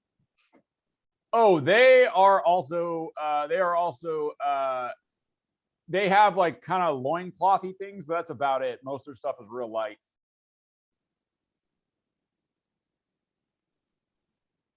Just yank one of them. Like, this is mine now. He says, and he goes, all right, you guys fought with us to smash some earth elementals. What do you say you come back with us? You tell us your whole story over a couple of brews and a little bit of food. What do you say? What did they say, Gaston? Gaston will continue to translate. He says, all right. Drink. Yes. I am a bit tired. He goes, right, bro. We'll put you up for the night. I'll even teach you how to ride the winds. What do you say, huh, bros? Yeah. All right. So they prepare the ship, sort of convert it from its battle formation. The ship slows down a little bit, but the ride is much smoother. And they set off, and you find out that they live in the Syracuse Straits. It's an area of the plane of air that's near the Great Conflagration. That's that giant firestorm looking thing that you guys came out of. And he talks to you. He kind of fills you in. He asks some questions while you guys are coming back, and he's mostly kind of tour guiding it as you go. He says, these are the Syracuse Straits, and you look, and it's these areas, these moats of earth, like these giant floating sections of dirt, and these in particular look like a desert, like it's just sort of wind and heat scoured rock.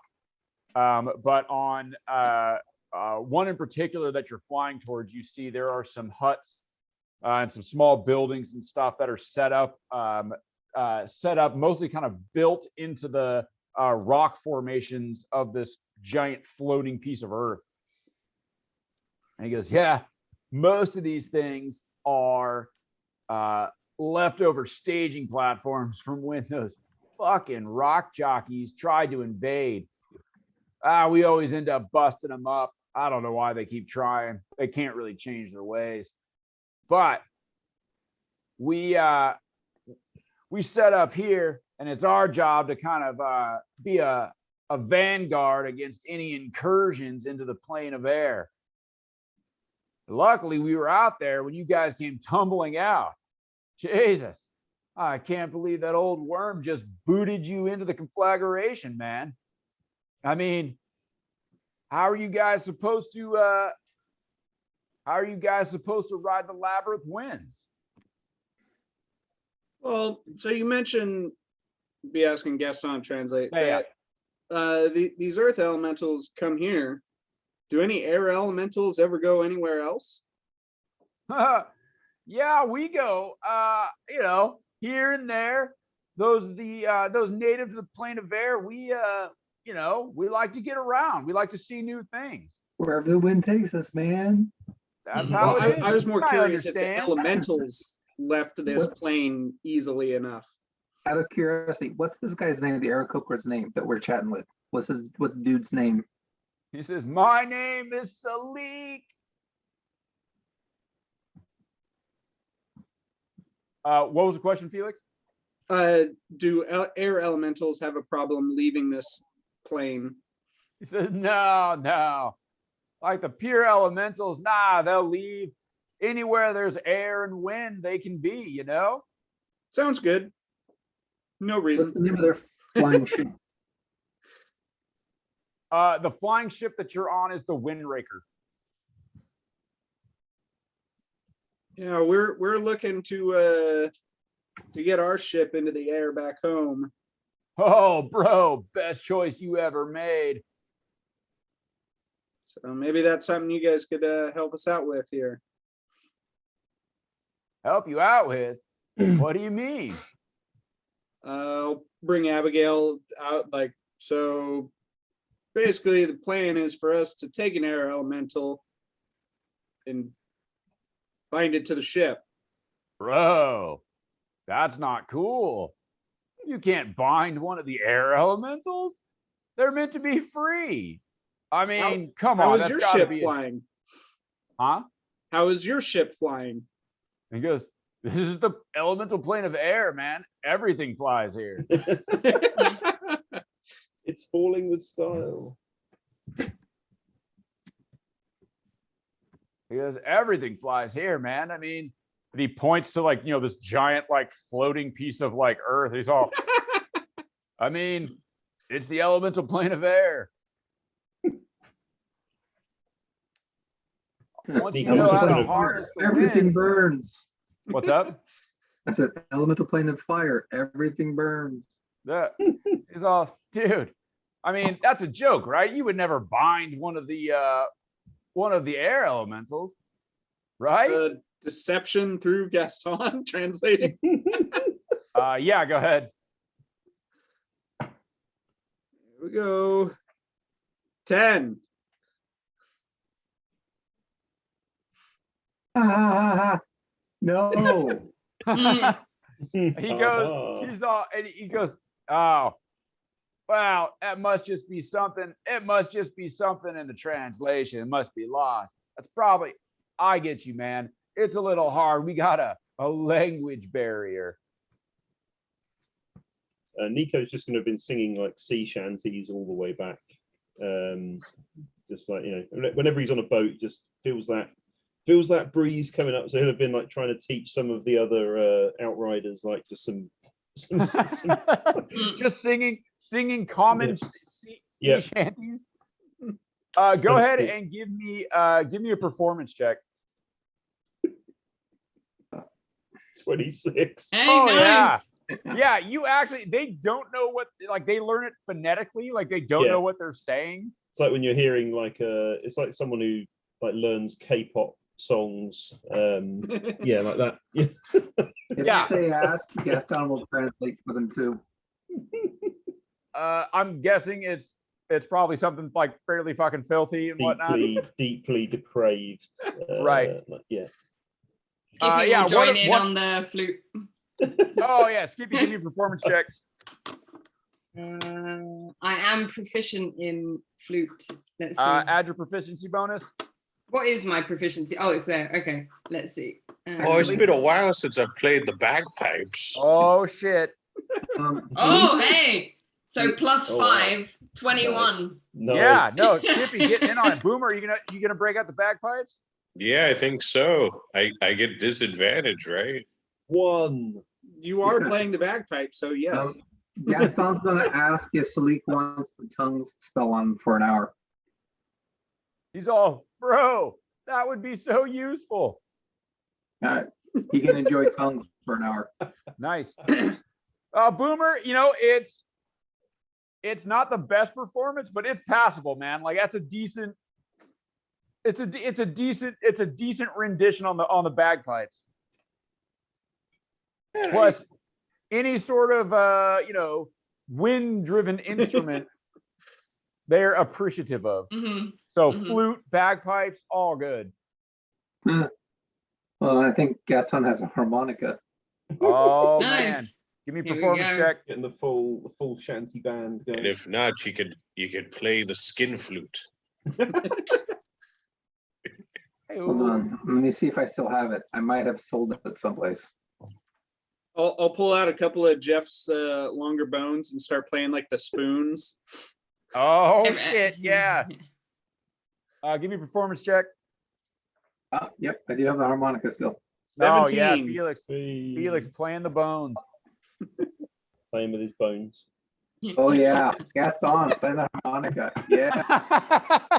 Everybody else is like doing pretty good. Gaston busts out this harmonica and it just Out of practice, Gaston.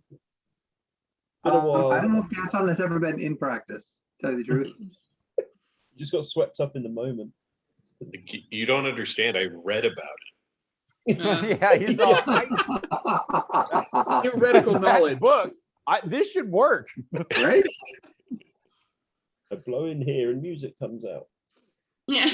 Yeah, Gaston actually has it in backwards. He's like, "Oh, fucking thing's wrong." Yeah. Yeah.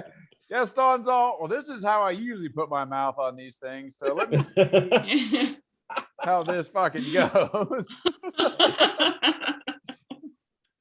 You don't need the tongue, Gaston. Yeah, you don't need the tongue, Gaston. I'd like to reach for a drink or something and have the bone still like playing. Oh yeah, Nice.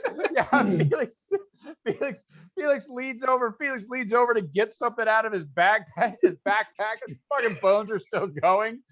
A couple of the guys on the ship, hey, notice, take a step back. There's a weird, Jeff's creepy, head as like a weird, drum. creepy cat thing. Just bones play themselves. Yeah, so you guys come in. You guys come into the dock to tie the ship off, finishing off this sea shanty. The whole crew, the spirits of the whole crew. Some of them were injured, but spirits are riding high with the victory, with the rousing shanty and the music being played. They're into it, man. Like they're fully welcoming you guys into their into the I don't know, flock. Despite the fox paws. Yeah, right. You guys, you get off the ship and you see that there is this. They have this. Like I said, most of the dwellings that they have are carved into the rock of this this mode of earth.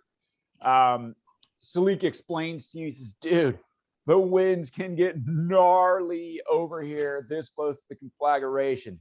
You notice nothing grows on here. I mean, this ain't Akka, man.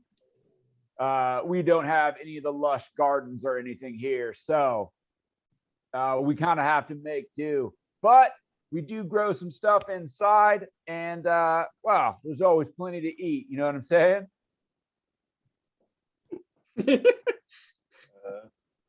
Sure. You mentioned a drink. Oh, man, did I mention drinking? All right, let's get inside. Let's get everybody a brew, get a little something to eat. Does everybody here enjoy meat? You translate this? Yeah, No, he's got tongues on. Gaston, I'm trying to think, does anybody not eat meat? I think, yeah, we all eat meat. Sign and he me up. goes, there are some that will not eat meat. Then But- we eat them. But we here are predators. Am I right, gentlemen? All the other birds give a squawk of agreement. He goes, right. Talons out, beaks in, let's go. He leads you inside the largest of the caves. And you can see that it's been carved into several different rooms, and there's tunnels leading off to many of the other caves. He brings you inside, and there's into one of the rooms. There's this long table that's set up. Clearly, this is a cantina of sorts for the troop to eat. And he says, "All right, everybody, come on in. Keep the songs going. I love to hear it. I'm going to tell them, put a couple of extra plates on, and I'm going to get us all a little something to drink."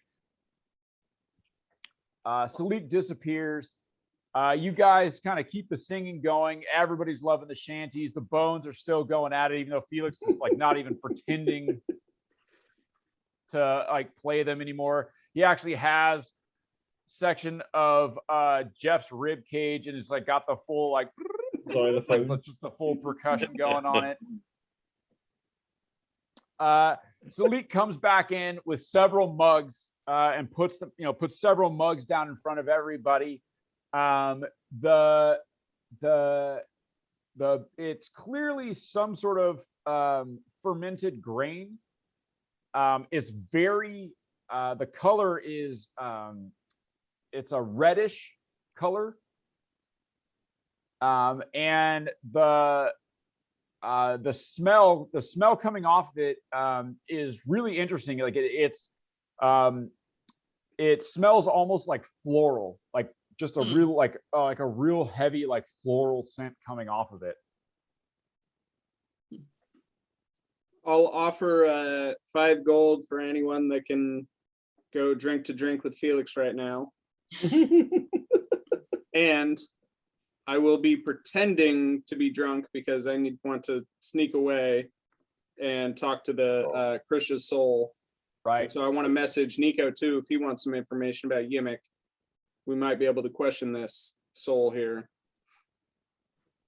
Nico will just be like, yeah, you get the information, I'll be the distraction.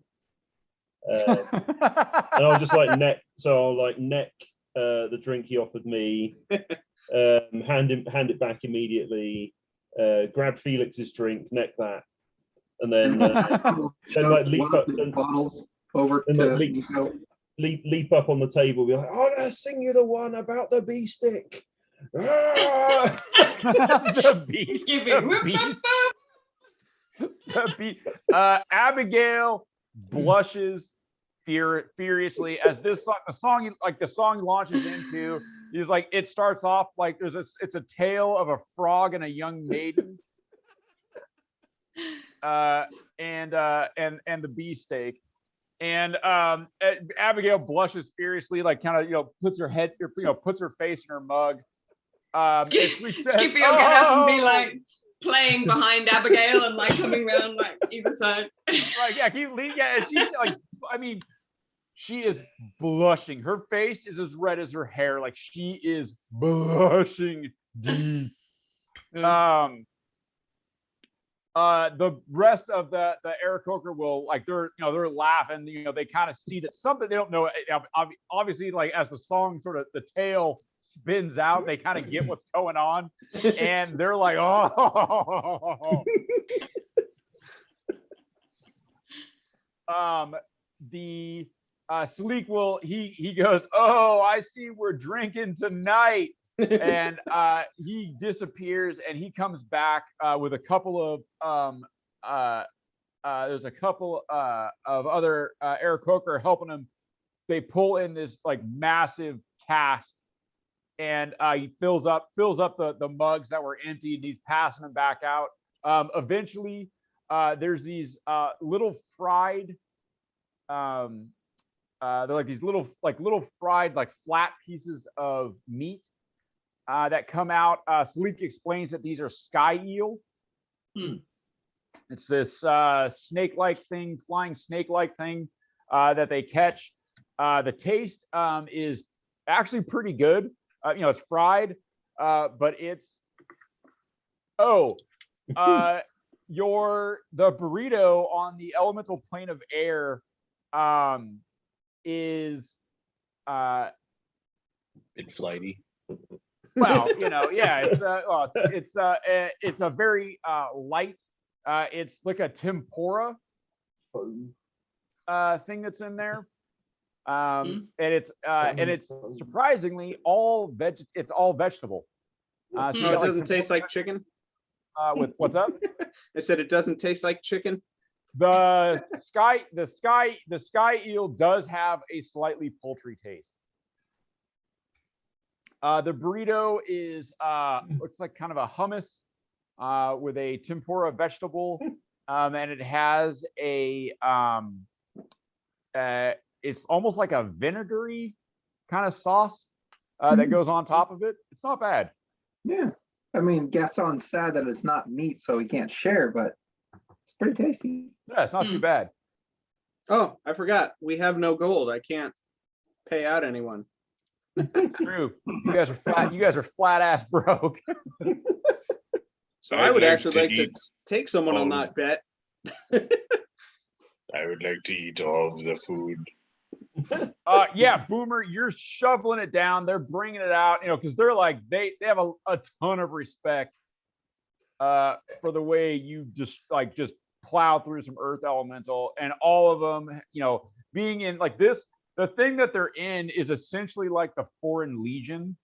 So all of these guys have left family and girlfriends and wives or whatever behind. And so they all understand, that the pang of loss that you must feel. I'm eating my feelings. And they it's not go, just- bro. Bro.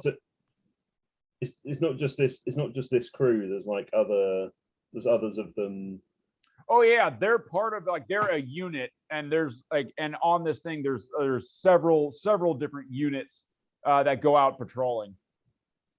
So I guess I'd move on to once I've got a couple of I don't know bottles down me. I'd move on to like a greatly embellished version of the battle that just happened. About how like we sort of came in. There was like thousands of earth elementals swarming out of this like vortex, and the crew was sort of slaughtering them left and right. Boomer was just sort of crushing them together to hurling them through the air, smashing them all apart. I mean, he was turning them into diamonds left and right. Like it just, they were. Yeah. It was just a sparkling rain of destruction. Right. Go ahead and give me a deception check. Can Gaston boost that deception check by using the storyteller's pipe to elaborate and smoke? Shit, yes. Give advantage on that deception check as Gaston is absolutely filling in. I mean, we're talking Gaston, give me a performance check. Wisdom based or just based charisma based? Wisdom based. You're using the pipe. All right, and then are you attuned to it? Yes. You can go ahead and use your proficiency on that as well. Okay. So I take it everyone's a little distracted right now. They are distracted AF. You wanted maximum distraction, right, Felix? Yeah. So I got a 30 because I critted. Oh, I mean, it's in 4K HD. Like just the images he's coming out of this thing are just absolutely. They perfectly match. It's the Avengers. That Nico has. I'm going to add to it. What's up? I'm going to add thaumaturgy to make the right colors and sounds at the right time. Nice. Yeah, I'll use minor illusion as well, just to add some Jesus. darker tones to the back. Yeah, it's a full cinematic experience. Like it's fucking IMAX up in this bitch. Like it is absolutely phenomenal. It's in 3D, the whole thing. Nico, what was your deception check? It is with advantage. 25. Yeah. Are these embellishments? Who can tell? Not me. And then give me a performance check with advantage, Nico, as you're orating this whole thing. Yeah. A mere 29. Jesus. Yeah, I mean this is like this is an epic epic for the ages. You could set fire to the fucking table. Nobody would notice. Nobody would notice. Between Gaston and Nico, I mean, it's nobody would notice. Like the whole place is riveted onto this tale, and the images unfolding because they don't get a lot of magic where they're at, like a lot of this type of magic. And so, I mean, this is an absolute spectacle. Like they are just fully absorbing this. So we've made a good impression, is what you're saying. Oh yeah, you guys have made a phenomenal impression. And Boomer, like, and in the story version, Boomer, like in his savagest moments, are more savage. There's a lot less crying in this version. Like it's there's just sort of a pure hatred of elemental earth as Boomer is smashing through things, literally tearing mountains apart. Sobbing more heartbreak. Right. Yeah.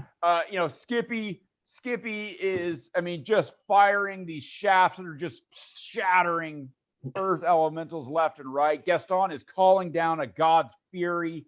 I mean, the whole group just looks fucking great, right? I mean, have the little rotation shot of all of us. Right. Oh yeah, when you guys assemble, right, and you come down, the whole thing. I mean, that's how we arrived, right? We just came straight out, through the tornado, straight onto the deck of the ship. Right. Yeah, you guys came down. Quick aside, my daughters were we're gonna do a movie, right? and so they had this. They have a like a cardboard box, and they've drawn like background scenes, and they pin them up, and then they have little That's characters cool. that go in front of them. Well, the beginning of the movie, Clara puts up a picture with a. She's all. This is the beginning. So it's the beginning of the movie. So the red inn comes up, and we go. I was all the red inn. I was all the red inn, and she goes, ba-bum. I was all right. Oh, they're conditioned at this age. Right. Yeah. Yeah, I was like, right.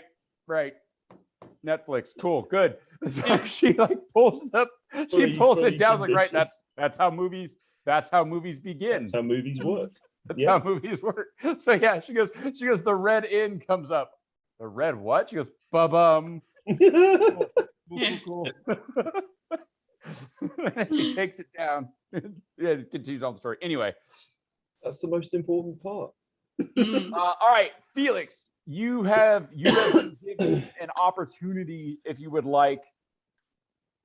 Yeah, I'm gonna ask Krish, his soul, and be like, I'm sorry, young brother, but you were worth more. You were more useful to me dead than alive, and that fighting this demon incursion is a sacrifice I was willing to make for you. Wow. Yeah. So Krish, you get a response because you can actually like talk to it, right? Yeah. You ask the soul a question, no action required, and receive a brief telepathic answer, and I can understand regardless of language. And it only knew what it knew in life, but it must answer you truthfully and to the best of its ability. Right. No more than a sentence or two, and might be cryptic.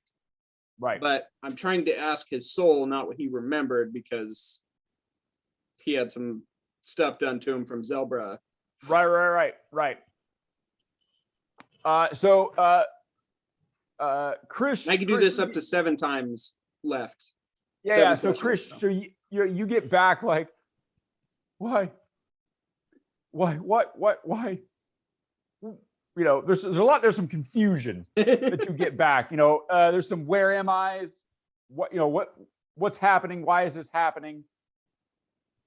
You know, you get some light sobbing that comes in. Trust me, it's better here than where your alternative would be. And he says, well, wait, where is this forever? I don't know yet. I don't think so. If my math is right and everything, like, no, but you never know with new magic. Only until the heat death of the universe. Don't worry. Well, what do I do now? Well, hopefully you're going to answer some questions that'll give us the truth towards finding about this demon incursion, and maybe even shed some visible light on where you met Zelbra and possibly what they're doing.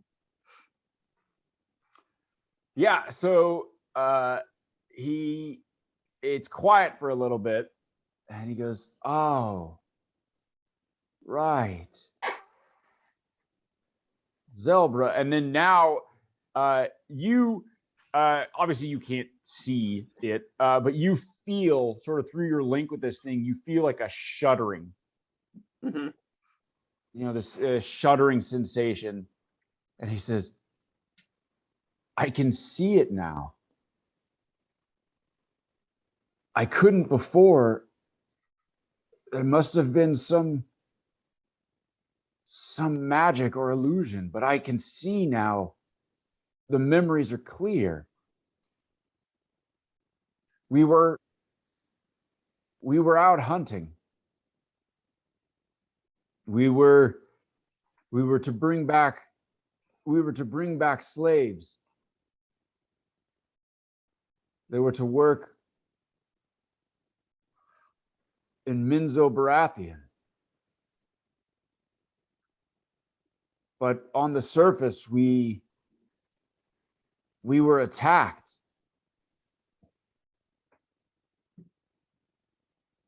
They were coming down. They were coming down, not going up. Why were they down? So now I'm going to ask him to think of that place, and I'm going to use the Eyes of the Dead function. And so now I get a little sensor at that place in current time Yeah. to see if I see anything going on now or any evidence or anything.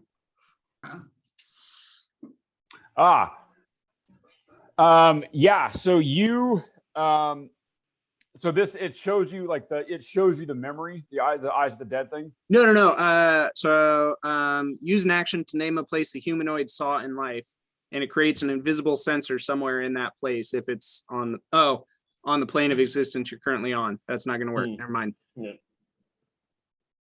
So no, never mind. Okay. Darn it. That would have been super cool. That would have been really cool, man. So he tells you though where they were at. He says we were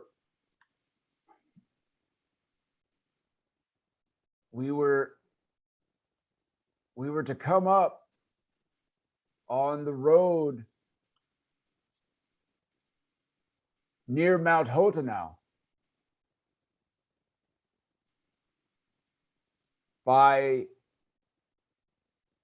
Thunder Tree. You know of the place? I don't. Do I think Gesching's book would help me kind of? So you will know of Mount.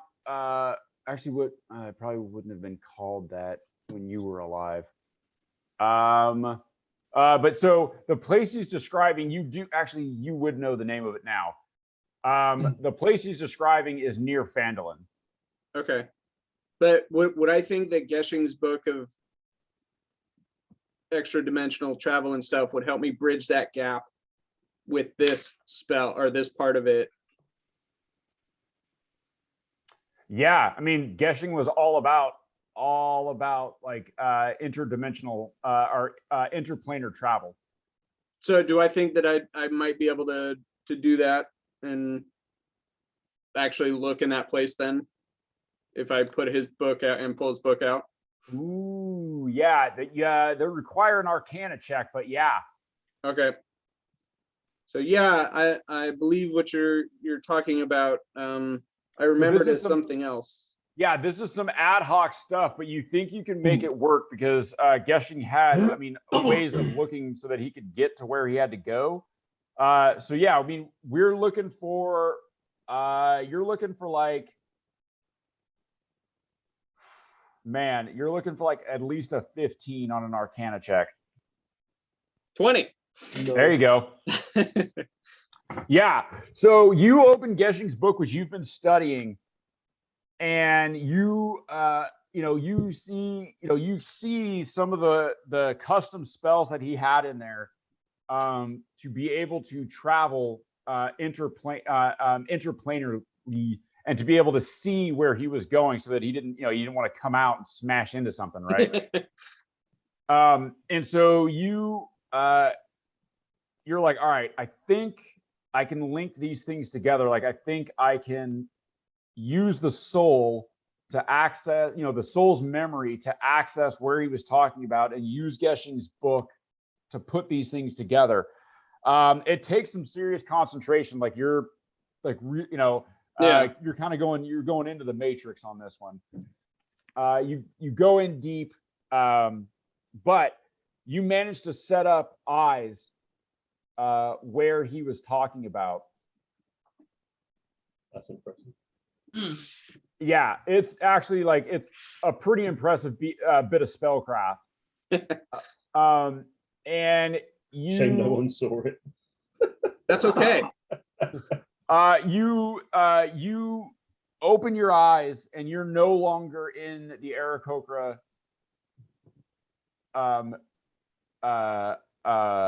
base. sort of operation, base of operations, and you're no longer in the room you were in. You find yourself in a tunnel network, and you can see there are some fairly fucking scary demons that are trucking through this tunnel, and they're digging. Can I get any information, like what looks like they might be digging towards or from, or any direction? Yeah, so you can move around a little bit. You can move where Krish was, like where he, where he was when he met, this memory that you're asking him about, where he came into contact with Zebra, and you are moving around in the tunnels, and you realize that you are move upwards, where they came into contact with them, and you see that you are very close to where Fandolin was, and you do some quick math, and you're like, the sun's here, there's that.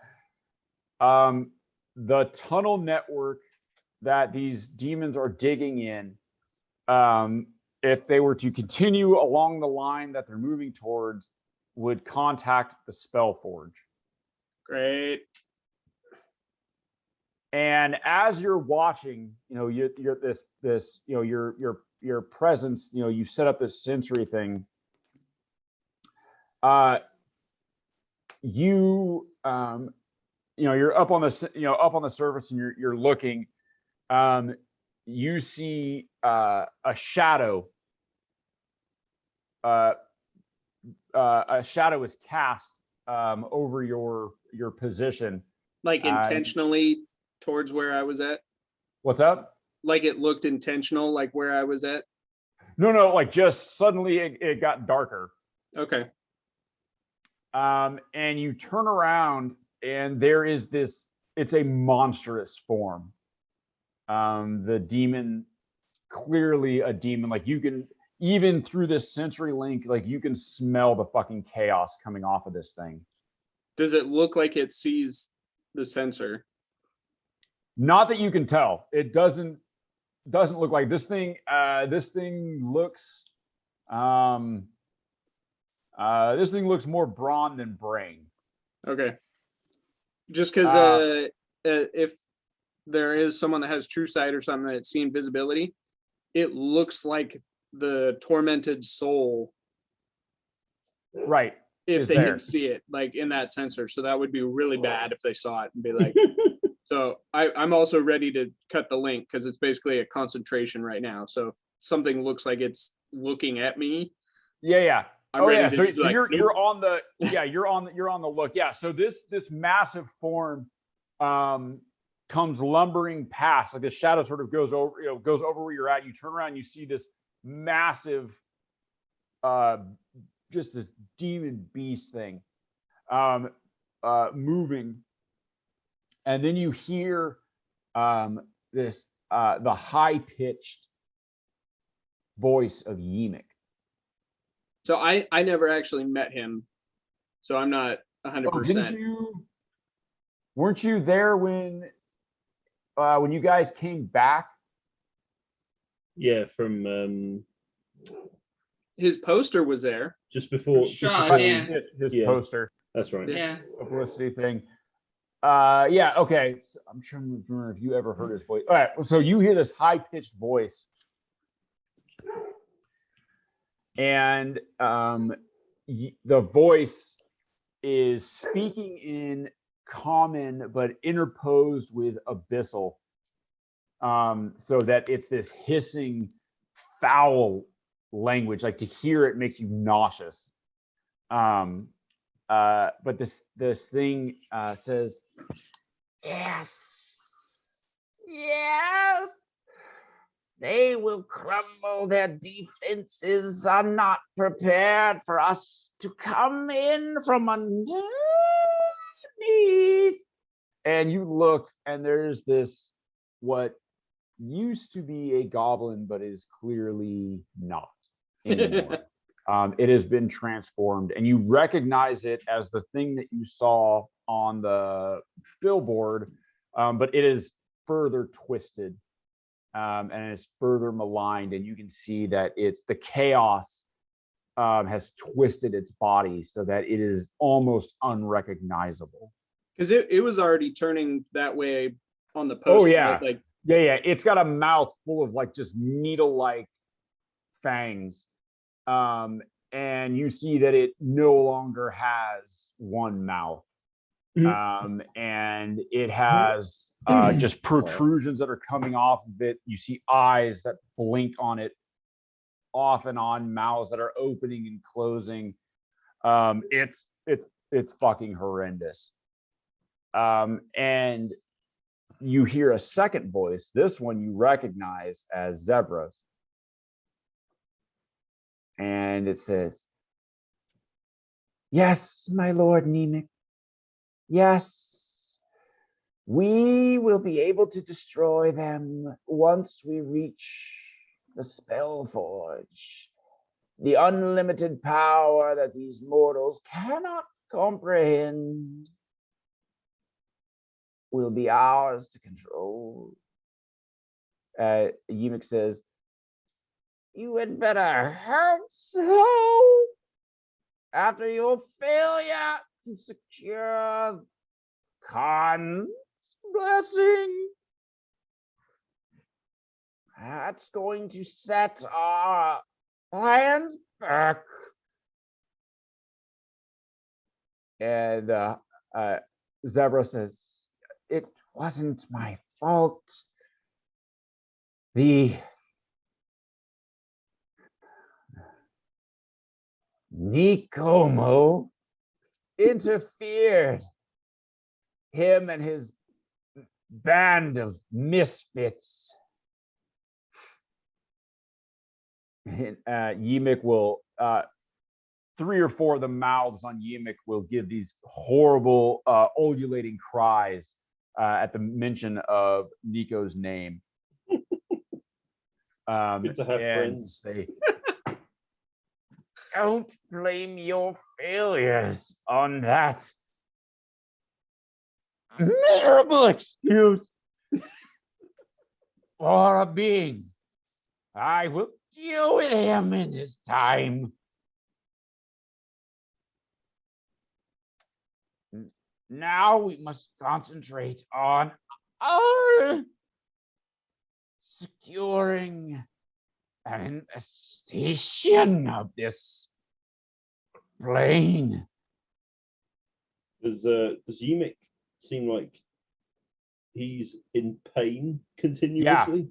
Oh, Yeah. nice. Yeah, like I mean, what's the chaos that's twisting his body? I mean, it clearly isn't good, and he's clearly a little bit, and there's in a constant state of pain. Nice. And he would say, "Zara, I need you to go now and continue your infiltration of the courts of Waterdeep." And Zebra will say, "Yes, my lord Nemec, of course. so much going on. I will continue to work away. But the these Star Striders may give us some resistance." And Yimik says, "I don't want excuses. I want results." At this point, Yimik's his little, like, one of his sort of remaining goblin-like ears will stiffen. What'd And you he say, will the start- Striders? What's up? Star Striders. Star Striders. He will start to one of his ears will kind of stiffen, and he will begin to turn towards your position. Blink. And then you're gone. And that is where we will end tonight's game. Oh my god. So, will our party live up to the legend they are creating in the elemental plane of air? When we betray them and steal an air elemental, probably. Will the Aarakocra help them find their way back from the elemental plane of air? Do they know what's going on the path of elements? Will Boomer eat one of the Aarakocra? Find out next week on Good Guys. Not great. Woohoo!